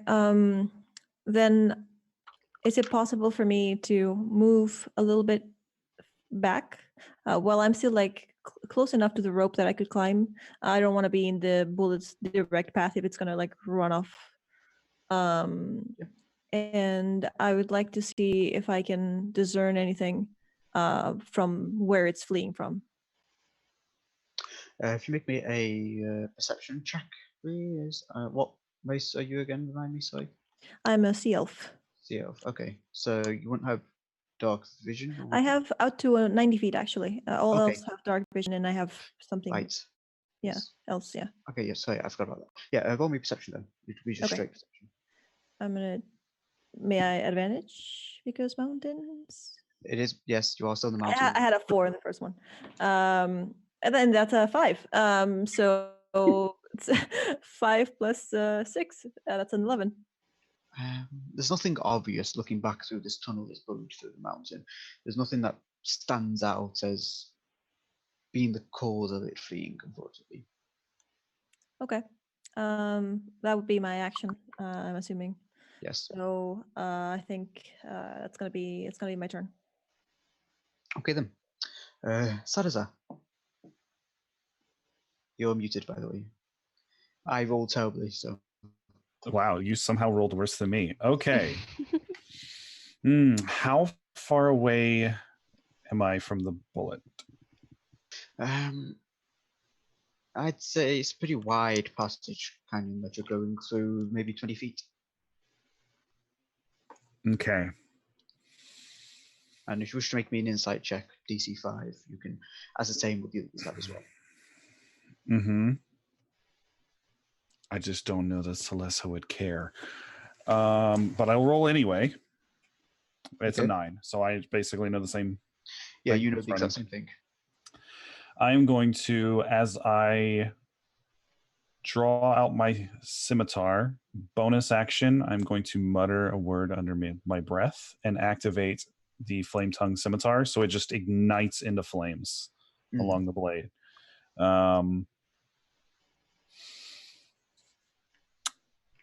So cinematically, because we're paused, essentially.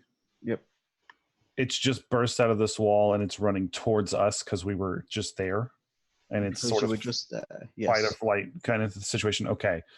Perhaps it was subconsciously drawn towards the vibrations it was picking up, instinct driving it towards you lot. But yes, it's basically just running in your direction. You happen to be there.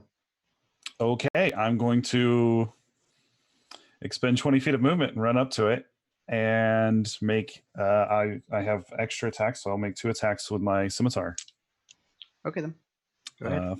First attack is 22. Yep, that hits. Okay, you want me to go ahead and roll damage, or you want me to roll a second attack? Roll the second attack and then do damage together. The second one was a natural 1. Okay, so only the one hits. Okay, so that's gonna be. So Where's it'd my- be a d6 plus 4 plus your strength or dexterity. So the flame tongue is just a d4. Is that right? It's a 1d6 plus 6, and then I have 2d6 fire damage. Oh no, you're right. I'm wrong. No, ignore me. Ignore me. Sorry. It's okay. So that's going to be 5 points slashing, Yep. Okay. and 8 points fire. Okay. And that was my bonus action of my action and most of my movement. So I'm done. Yes. And would you like to please describe how you kill it? Holy. Okay. Yeah. So just a quick slash pretty much with it. The second one would have just kind of probably caught on the armor. Okay. So the first hit does manage to find a bit where the armor has been peeled away under the neck of this beast, essentially, and you manage to bring this heated and flaming blade up in a wide slash along, dealing a fatal blow in this moment. As you bring it around for a second one, it does indeed, unfortunately, spark off the armor. You've been a bit, perhaps maybe been a bit inspired by Rico, doing a bit of a flourish more than normal, but not quite being able to stick the landing, as it were. Mm-hmm. But the bullet seems to stagger for a moment. Bullet, however I'm saying it wrong. I don't know, I'm sure I am saying it wrong. But it seems to stagger for a moment, trying to move forward and past you. This low, braying, desperate noise. And you can hear its breath gurgling and laboring as it just staggers and drops to the ground. It's their body coming to lie still.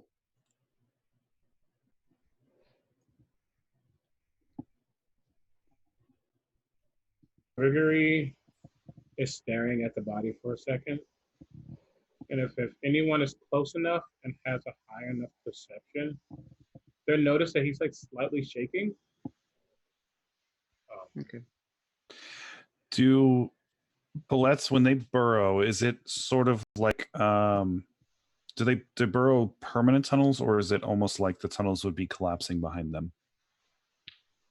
The way I've always pictured it, I don't know if this is actually kind of a visual, At least in but your it's kind of world. it's kind of like a semi-permanent tunnel. Over time, it will collapse, but the compact the dirt around them strong enough that it does hold some stability. Okay, I'd like to take a look at the tunnel. I do also have 90 feet of dark vision. Sure, make me a perception check then, please. Not great. 11. You don't see anything either. Because Gregor- oh, sorry, I was just gonna say because after when Gregory was the one trying to calm down the bullet, I will say at that point probably Rico would have been looking at what Gregory was doing, and now that it's dead, probably would have noticed Gregory shaking, and puts his rapier down by his side, and he's like, Gregory, are you all right? And he's silent. And then if anyone speaks or can understand celestial or primordial, that he's kind of talking in like a weird mix. Using thaumaturgy, he says the words, "That was not honorable." And it's loud. And like his radiance brightens, and it's to anyone who has never seen him, it's definitely terrifying. Could you make me an intimidation check, please? Natural 19. Okay. Um, Okay. So, in this moment, in this moment, as your voice with this celestial reverberance echoing of the cave mountain passageway walls, like a better description, ringing out loudly and incessantly, powered by this thaumaturgy. For just a moment, Grigori, your eyes catch that passageway. And for a moment, you flash back to, or rather, you have the imagery appear in your mind, standing still before two open, looming oak doors decorated by wrought iron bands, as screams echo within your mind and a rushing, shadowy darkness flows over you incessantly, deafening and blinding you to the world. As you see within the depths of that cave, some shadowy mass, twisting and writhing and dancing over, just out of the range of the newly rising sun. Something rooted by what you just said, and something sent skittering back into the depths of that tunnel. And I think on that imagery, you might go to a break.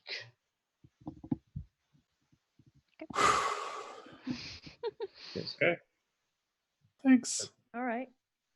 Hopefully I didn't see that message. I should have sent it on the Discord. I forgot to send it on the Discord.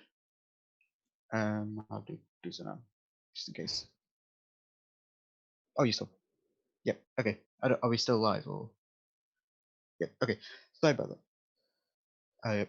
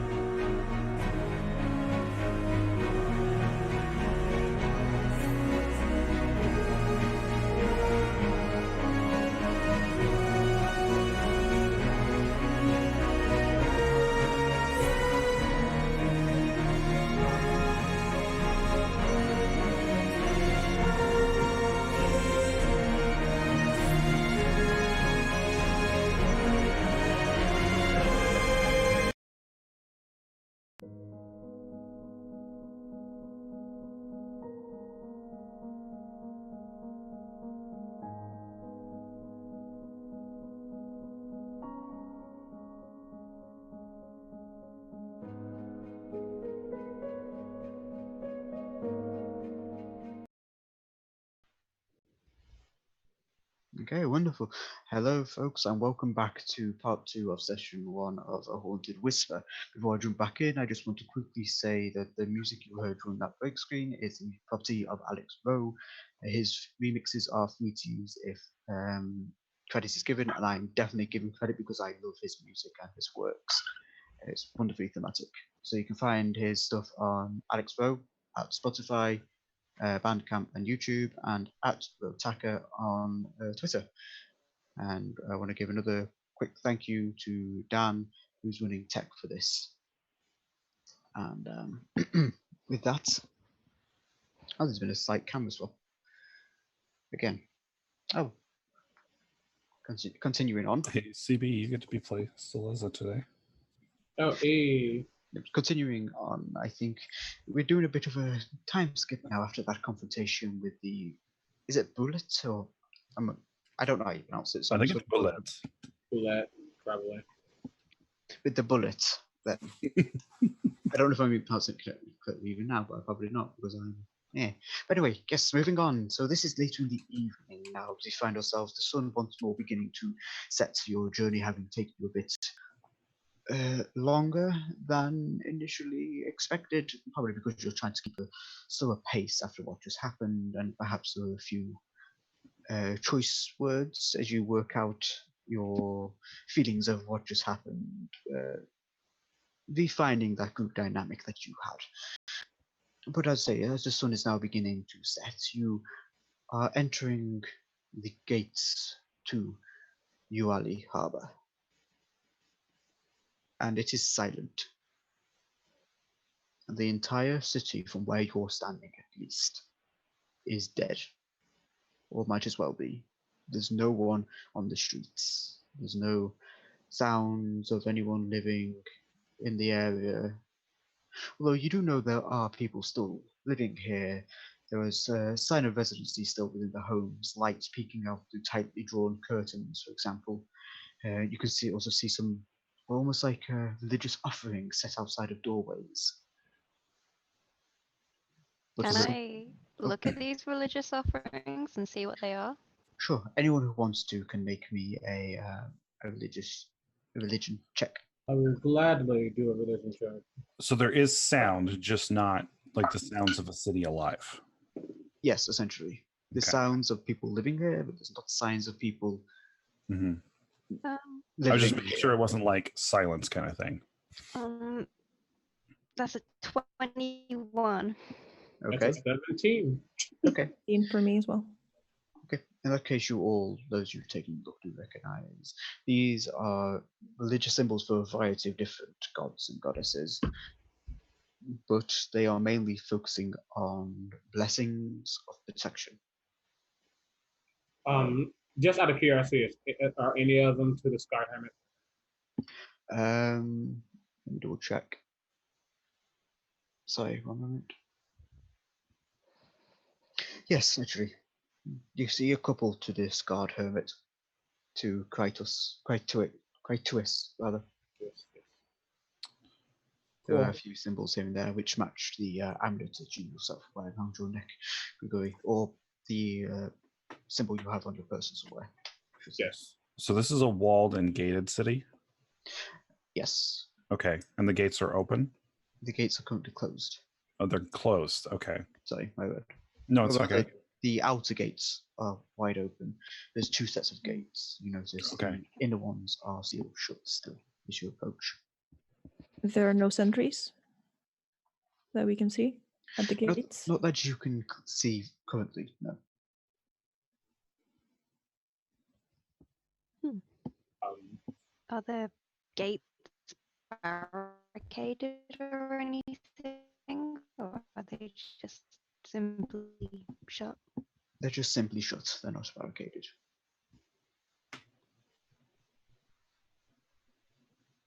Could I do perception just to see if I see any guardhouses like further down or? It's actually a bit easy to see a guardhouse. There's one on the other side of the gate. You can make me a perception check though if you wish, just to see if someone is Okay.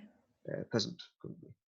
Yeah, I'm gonna do the same. I don't see it's, anything. 16 from me.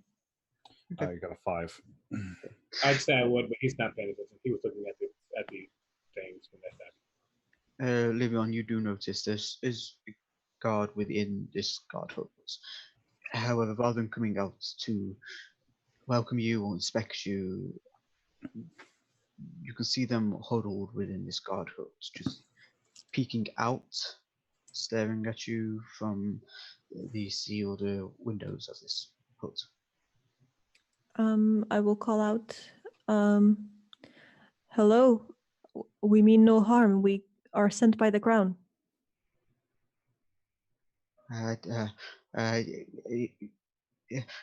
Yes. Of course, you have. I would presume then a letter of authority, and you can notice, and you probably do on one of your persons. You Okay. can see who, because I forgot to mention that. I apologize, but you can see this individual, this guard, is trying his best not to need to leave the hut. Even now that you've addressed him, he's basically pulled the sealed window to a side Mm-hmm. and is talking through a small crack. Is there a way, well, producing this letter, whoever has it, would there be a way to hand it to him through this? Oh yeah, there's a small enough distance that you probably could. Yes. Okay, then I will procure this letter from whoever has it on their person, and I will offer it very obviously to show that there's like no hidden gesture.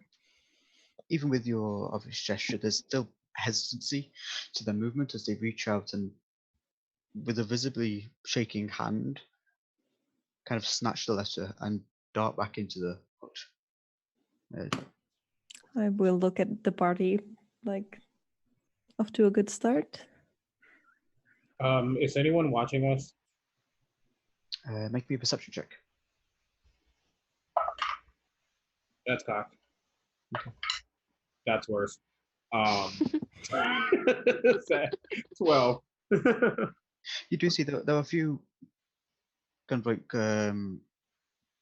curtains. I don't think they're actually curtains, kind of like cloth coverings essentially. Not so much curtains as we would be aware of them, but that are just being drawn back. And it says your gaze flickers over these curtains, and you can see a few faces peering at you. As soon as you lock eyes with them, these coverings are pulled back into place. There's a very nervous energy in the air. I use thaumaturgy to open all the windows. I don't do that. Oh God! Does not happen. But it could though. But it could. But it won't. It actually could this time. It takes about a minute before, again, the shaking hand is like, very good. Just back away, please. What's the matter, friend? I'm going to open the gates, aren't I? Just please don't take. I want to be sealed again. Don't take this. Shouldn't take long. Don't make it take longer than it needs to, please. Quickly. I will back away, but yes, keep an eye out for any funny business. Hmm. Gregory has not stepped back. He's confused. So you're in the way of the gates. Please be quick about this. Please, I don't want to. Please. He moves very slowly but confused. Thank you. And Rico and Salazar. Yes. Oh, yeah. I probably would have been back a bit anyway. Okay. You all notice then, as I'm calling it a window, it's I guess like a panel is pulled shut on this rudimentary guardhouse, and you watch as arcane sigils alight along these gates, and almost like a seal being broken, they begin to swing with a very low, very high-pitched drone of metal, rusted metal, twisting along rusted metal, begin to swing outwards towards you. Mm. And the gates of Uali are open to you. Greg walks in. Yeah, Yep. dart inside. Rico walks in. If that window of the guardhouse, if he sees one of the guards, is like he will start walking backwards and like lift his hat and do a bow as he walks in, put it back on his head, and continue walking. In that moment, Rico, as you catch this guard's attention, you do your little flourish with your hat. There's a visible shake to this guard at your actions as they dart basically out of view, breaking eye contact as quickly as they can. As behind you, you all enter the gates once more with a very loud screech, slowly slide shut behind you, sealing you within. Sorry, no, that's not as ominous as it's meant to be. That was. See. Don't lie. All right. Inside check on the DM.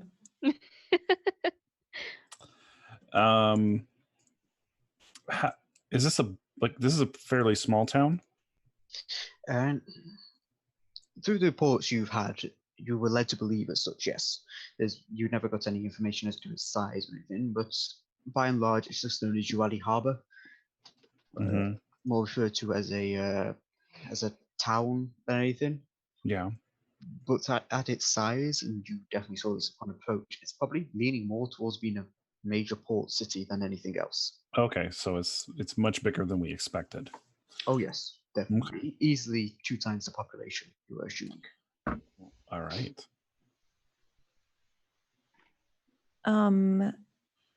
If possible, I would like to approach the guardhouse again. Sure. Just knock and ask. Excuse me. Would you be able to recommend any place that we could stay here while our investigation lasts?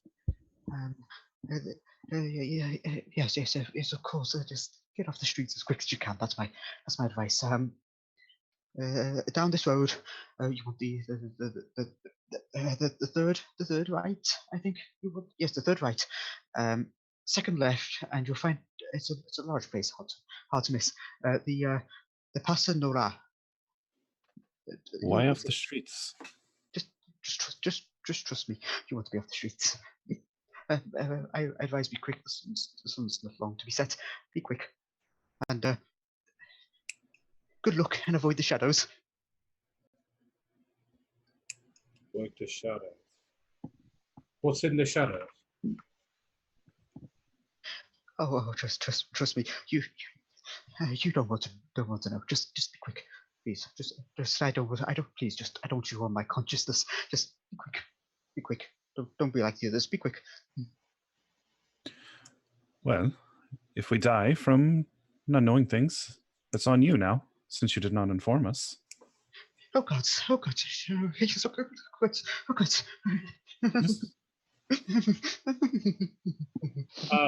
Gregory uses thaumaturgy to open the windows. To make like a soft, like almost like celestial, like angelic chime, very soft, very soothing, He's trying to calm him down. Yeah. Oh. I would like to use this moment to try and like almost stealthily cast detect thoughts. Okay. As this chime is going off, Grigori, roll me a just a straight charisma. Okay. That is how it's easy enough for you to get this spell off. Well, that's a 3. Okay. There's no visible sign of this individual, this guard, being calmed by this music, and doesn't really seem to register to them. As your spell goes off, Salazar, you get a very chaotic jumble of surface thoughts. This sudden weight of guilt caused by the words just uttered, the idea that your death might be on this individual's conscience rather, and this kind of panicked worry almost, Mm-hmm.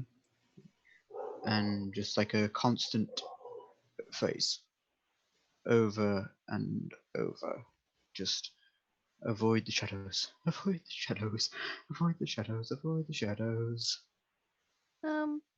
Rico can kind of see the distress on this man's face, and seeing everyone sort of like pressuring him. Rico just sort of claps his hands together like that, and he goes, "Well, the gentleman makes a good point. Let's go." And like he just goes, "Which direction is he in?" And Livian, having heard directions, will start walking. I think they said down the road, third right. Yep, down the road, third right, second left. Easy. I'm gonna push deeper.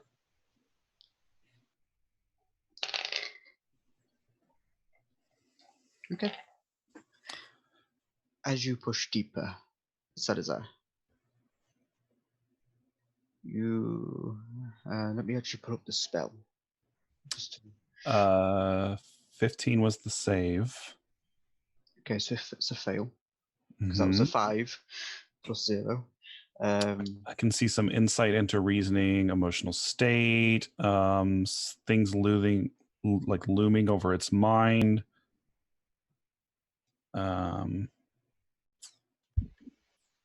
Yeah. Okay. Okay. Right now, this god is just in a state of panic, essentially, and fear, and it's a very primal emotion. Okay. So nothing really like concrete that I can grasp onto. All right. Sorry, I just paused there for coughing. There's a bit more. Mm-hmm. There's kind of an image, a memory, episodic memory that drifts and is kind of battering at this, for lack of a better phrase, battering at this individual's mind. It's trying to force its way to the surface, and they're trying to repress it, essentially, which is probably creating this loop of panic. But it's an imagery that you're able to pick out with this spell. Mm-hmm. The image of a gangly, humanoid-looking creature stood within the shadows, leering at you as you see through the perspective of this individual. And its arms are unnaturally long. Its fingers extending into extensive claws that curl viciously.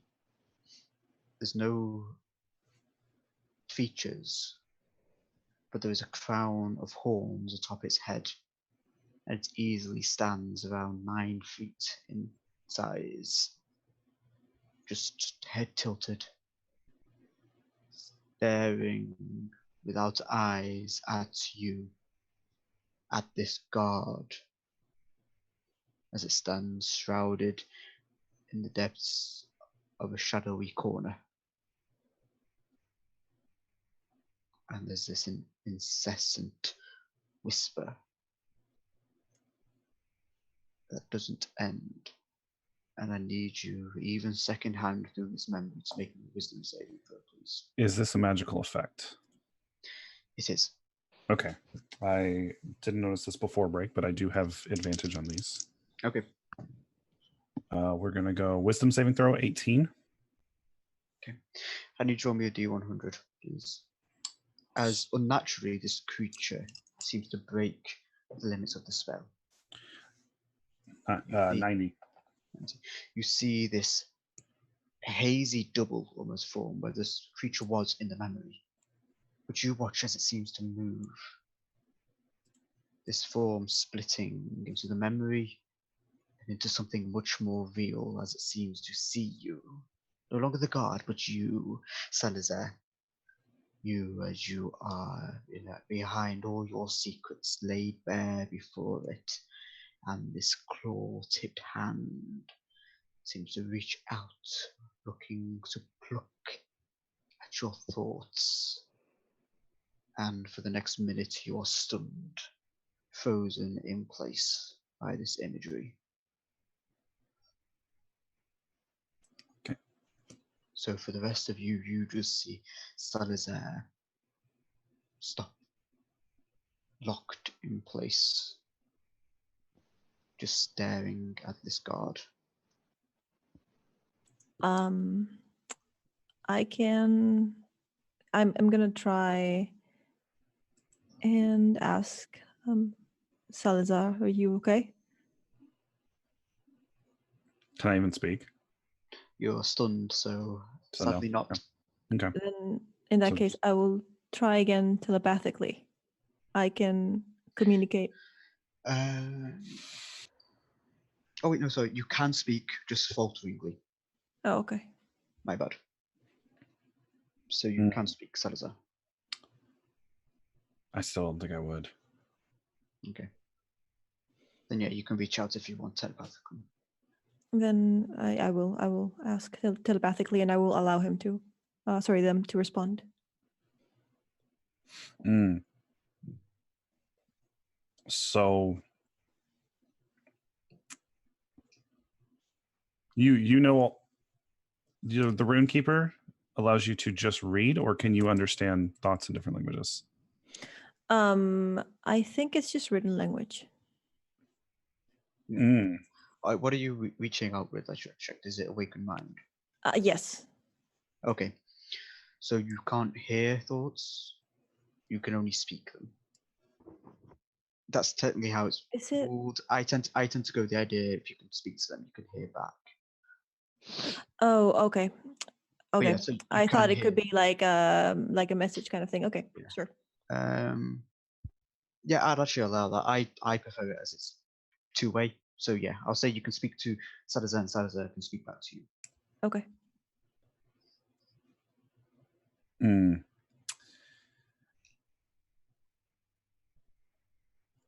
Do you speak Abyssal? No. Then you don't I understand. speak Aquan, Common, Deep Speech, Elvish, Minotaur, and Undercommon. Many things I'm sure will come in handy. Mm-hmm. Yeah, then you probably wouldn't have understood the response then. Okay. But it would have just been a single word. Okay. I'm gonna take that word as a no. I'm going to go off on a limb and assume that at certain times I have displayed this ability to speak telepathically. So this would be a first that this is happening. So I will immediately do if I can perceive like if anything has moved in the shadows around us, that trying to look for the source, because I didn't see him. I didn't see him casting the spell because I was starting to head off towards the tavern. Okay, make me a perception check, please.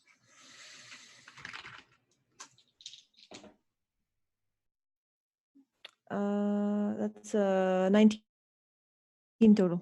You don't see anything around you. Okay. But again, and it could just be your mind playing tricks on you, you trying to find something to point this condition at. Just where there's this whisper, just on the corner of your hearing. I will tell Gregory and Rico, let's go. And I'm gonna try to not roughly, but I'm gonna try to herd Salazar with us. It doesn't. It barely mean, takes much longer can for they Salazar move to if- gain control. Okay. So Salazar only kept like this for a minute total. Mhm. With everything Okay. gone on, I'll say it only takes 30 seconds of them trying to move you before you can move under your own volition as the stunned effect fades. And even though you are now pulled out of this spell, you swear, almost like when you see a flash of bright light and you see white spots on your vision, Mhm. you swear as you look around you, you can see this figure in every shadow you look at. Though when you blink, it's not there. Okay. Time to go. Yeah, Livian says, guys, come on. And I'm like, couldn't agree more, darling. Let's go. Gregory is watching. He's kind of seen that Felissa seemed to stop and watching. Just they didn't know what they talked about. He didn't speak anything, but he definitely gets his interest repeats for a moment, but he says nothing and follows. I will say we've probably done a few jobs together here and there, and then we've been together for 2 weeks at this point.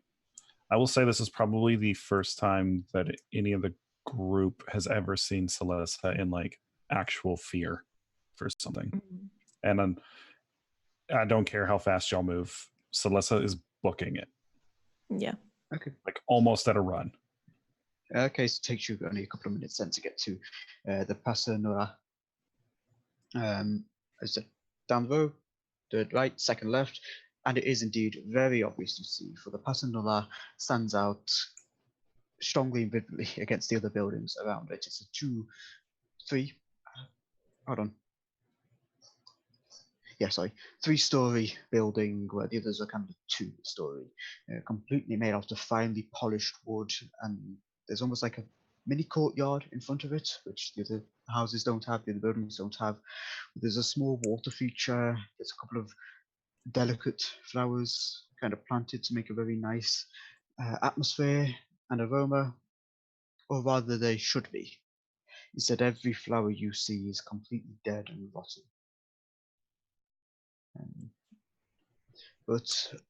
And the water in this water feature is stagnant and murky. Also, other than that, the actual Passa Nora looks pretty good. The building itself seems to be pretty good shape, actually. And there's a massive sign above the door with "Welcome to the Passa Nora.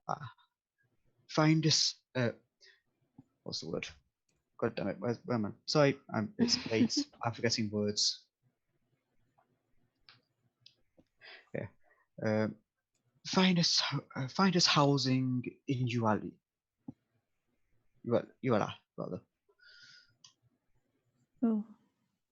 Any housing is good housing.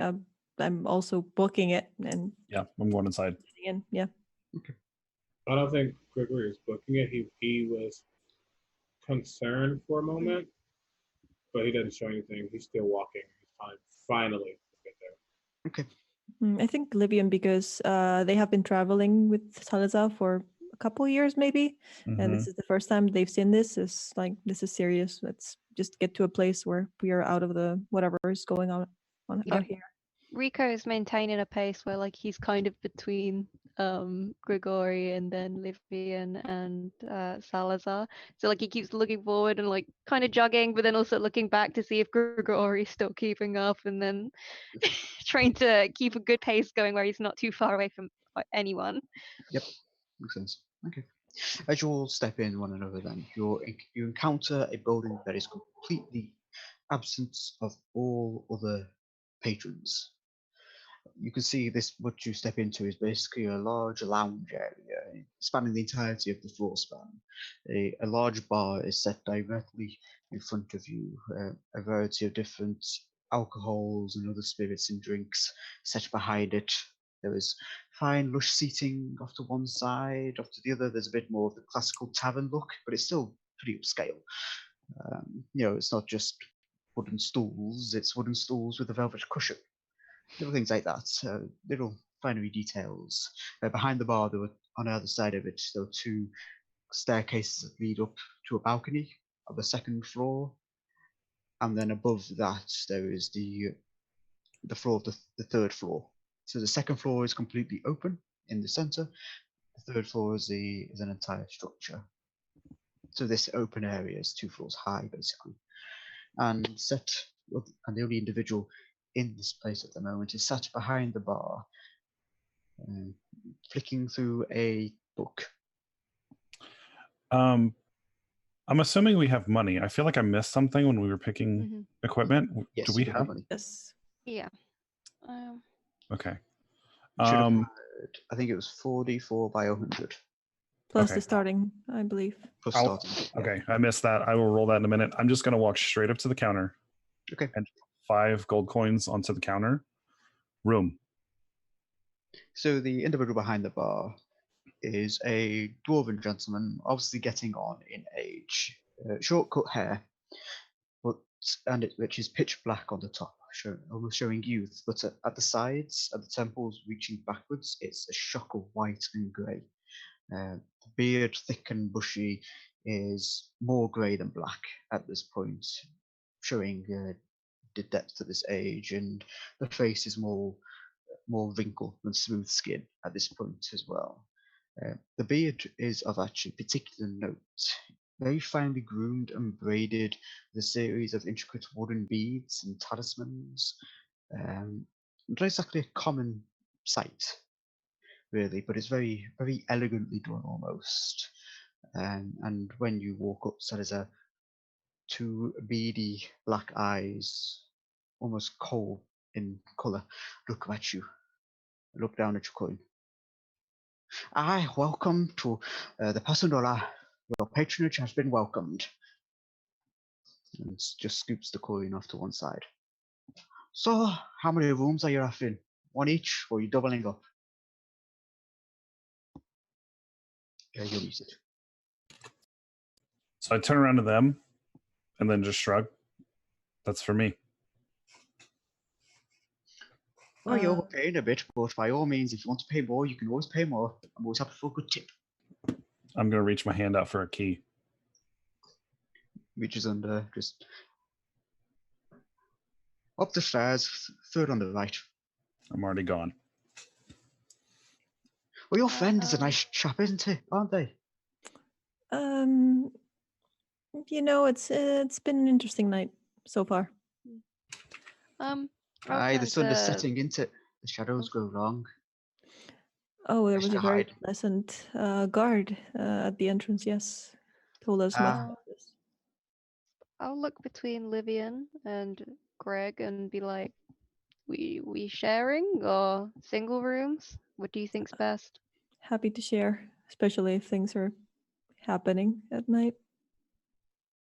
Um, If I would not be in the way, of course.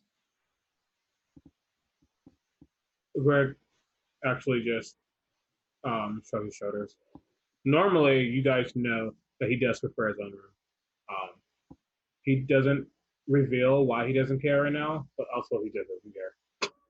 So the three of you in one, right then. That'll be Do you have a bigger room though to supply the three of us? If not, I will get my own room. Oh no, yeah, there's a bigger room, more for polite company, exotic parties, shall we say? But yes, there's certainly a bigger room. That'll be on the top floor. He says exotic parties, and Rikash just goes, he means orgies. Well, of course But, I like- did, but I wanted to be polite, Anyway, that will run you 3 gold. I'll said pay eight. that. 3 gold if you want the bigger room. Livian will pay that. Okay.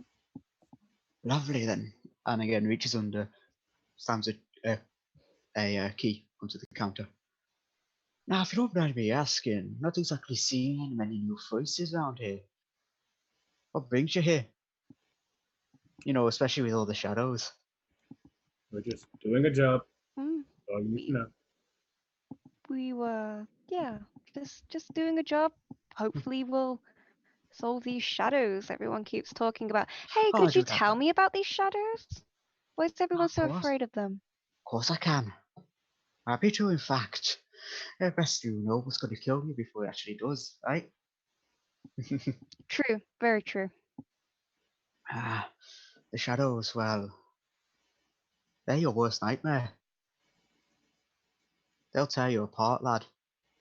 Every nightmare you have ever had, every horror, every fear, every guilt, everything you've ever felt that you never wanted to, they'll use them. And you'll be left a gibbering mess like so many others of us. You know, flinching at sounds. After all, things you see at the corner of your eye, well, here, they're not out the corner of your eye, they're there. Well, you seem to be, I guess, enjoying the chaos to some degree. Do you have any theories about what's going on? Theories I don't know, but what I do know is you're gonna go mad, might as well enjoy it. That's I'll drink to that. I'm not gonna go losing my mind at every sound and every noise. No, if they think those fuckers are gonna kill me, they're gonna kill me. I might as well enjoy my madness. How long ago did this happen? Let's see. Must have been about 3 moons ago. Yeah, 3 moons, something like that. I don't Anything- quite know. Anything significant happen in that time? Anything of notice? Strange people coming to town? Tell me something, lad. Well, on that moment before you go to sleep, have you ever heard something? Something that you're sure is just your mind playing tricks on you. Some conversation. Perhaps. Listen to him in the future. Aye, that's what happened here. And those whispers were true. The shadows come for us, didn't they? You wanna know what happened in that time to cause all this? It Yes. got arrogant. Those fuckers, they dove too deep. Looked too far. And something, I dare swear to you now, something looked back at them. That something's come for us all. When Cheers. when he says something look back, he's gonna go, are you talking about the threshold? You wouldn't know the threshold, unfortunately. Oh, I didn't know if we'd learnt it from the thingy. You saw it in the the church, but door. you all forgot. Oh yeah, however- we forgot. Sorry. However, that phrase, Mhm. careful where you look, otherwise it look back. Or what did I say? Uh, Do not look too long, lest it look back. That Would- phrase does ring in your head. Would Grig from the cave moment remember the threshold? In this moment, He's not talking about it. He doesn't care, but Oh, he's yeah. not. But with the cave and this trigger, yes. Okay. You do remember. You remember the full message. Oh. Now, DM, just I assume the answer is yes, but this like 3 moons ago would coincide with when the harbor went silent. yes, it would. Precisely with when it's predicted when science. Obviously, there was a small gap before it was noticed, but it's predicted to be about 3 months ago, 3 moons. Now, then, hours late, sun's about to set. I advise you get your rooms. Oh, and before you do, reaches under and pulls out 2 heavy set padlocks. And then another 2. Now, you take those 2 to your feisty friend, because they'll want, and you take those 2. One on the window, one on the door.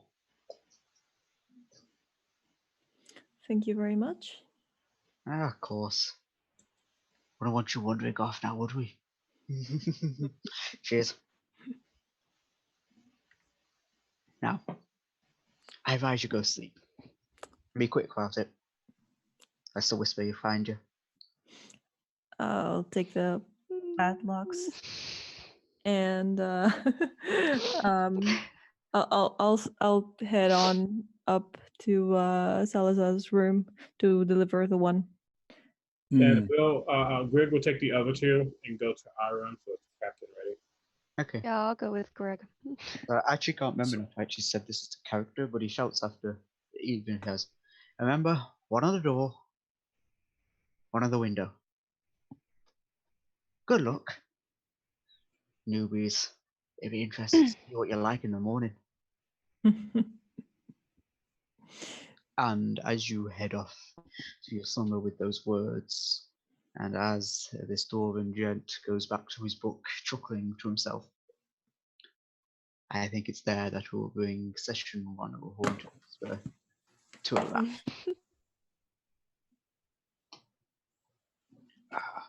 So, that was session 1, and I want to thank the wonderful viewers who watched this live, as well over on YouTube for watching. Your viewership has been appreciated. I also want to give a great thanks to my players for signing up to be tormented by the madness that is my mind, as I will run with a bit of a gauntlet, I think, of shadowy creatures that want to peer into your soul.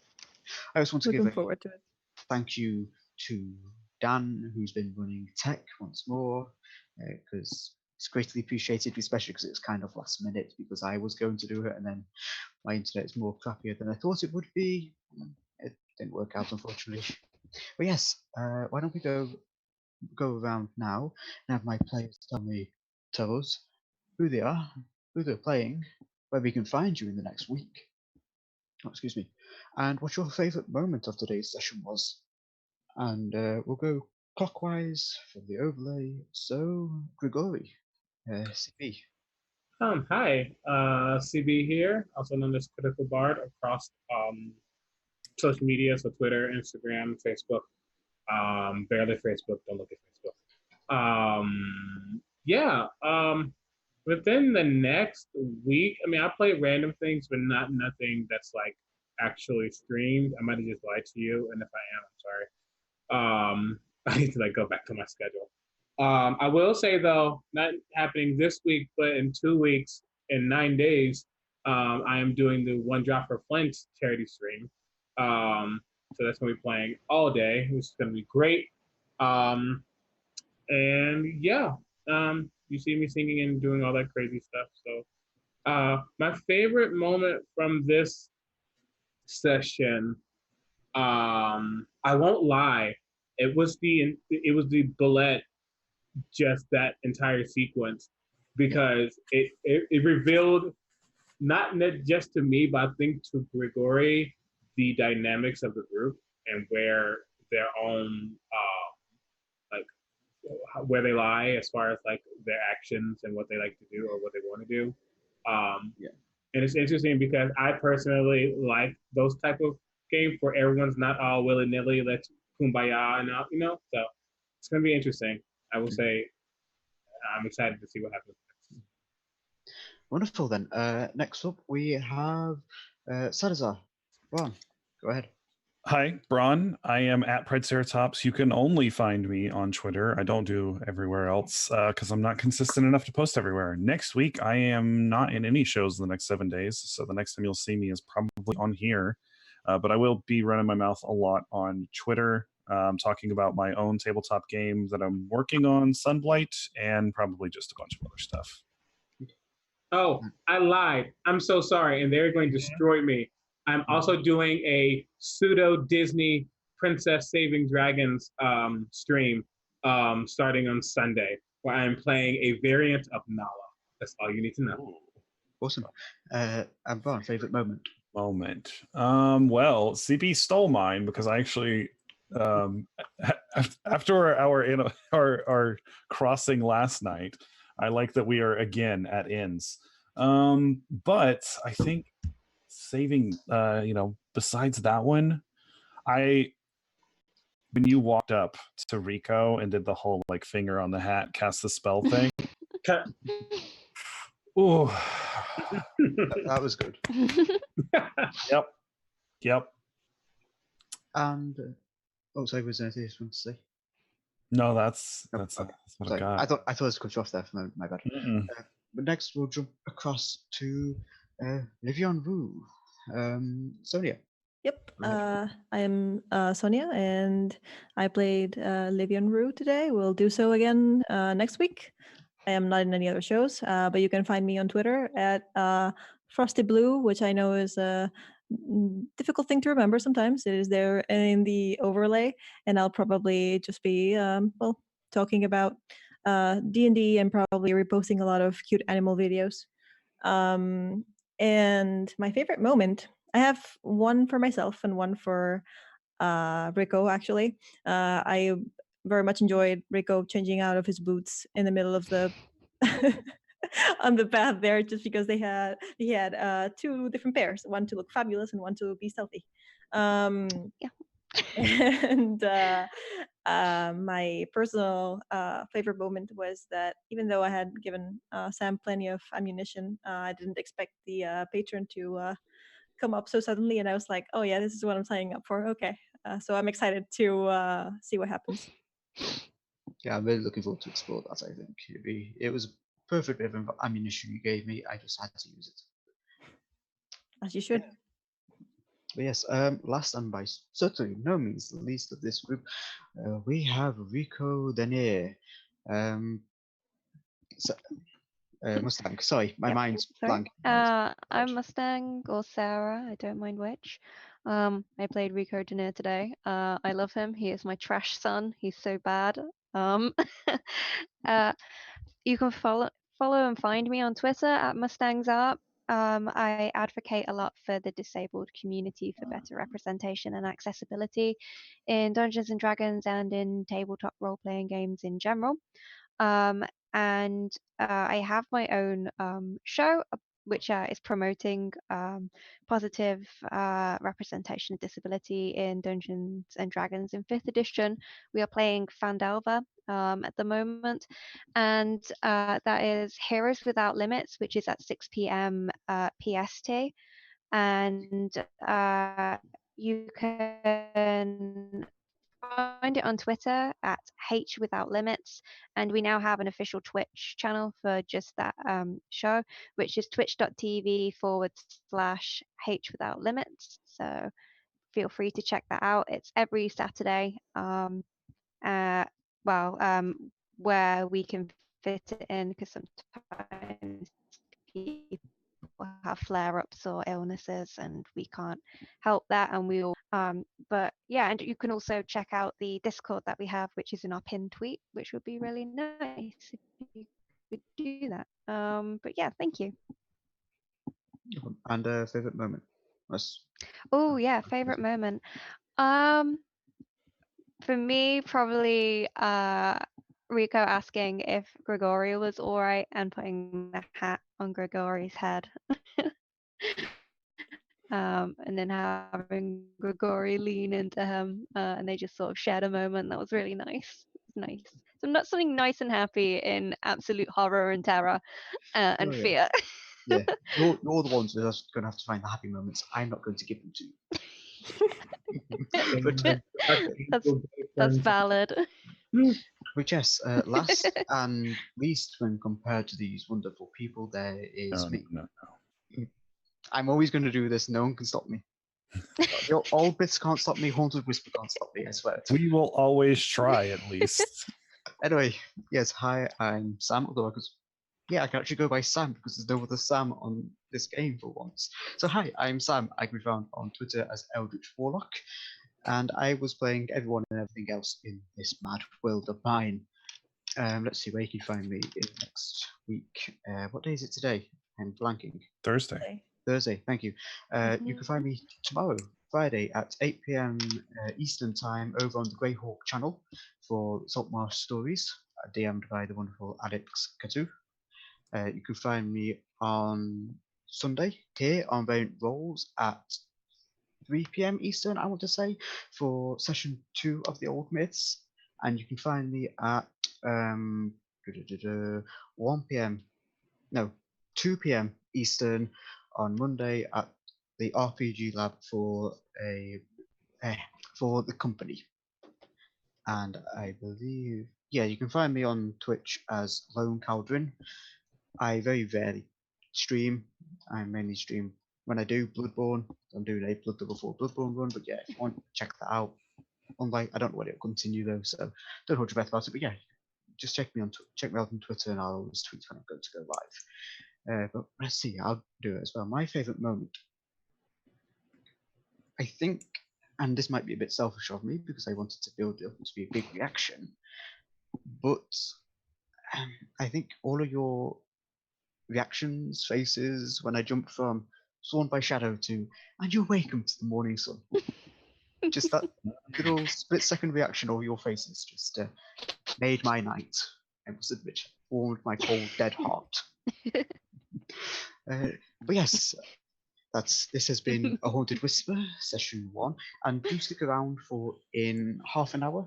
Variant Roles will be back with Invisible Sun. I'm not too sure who's playing because I haven't checked the Discord about it. But yes, do stick around for this half hour and give these new folks coming in to play on this wonderful channel all your love and affection. And I think with another great thank you to Dan, who's been running tech behind the curtains, I think this is the end of session 1 of A Haunted Whisper. I look forward to catching you all next week. See you.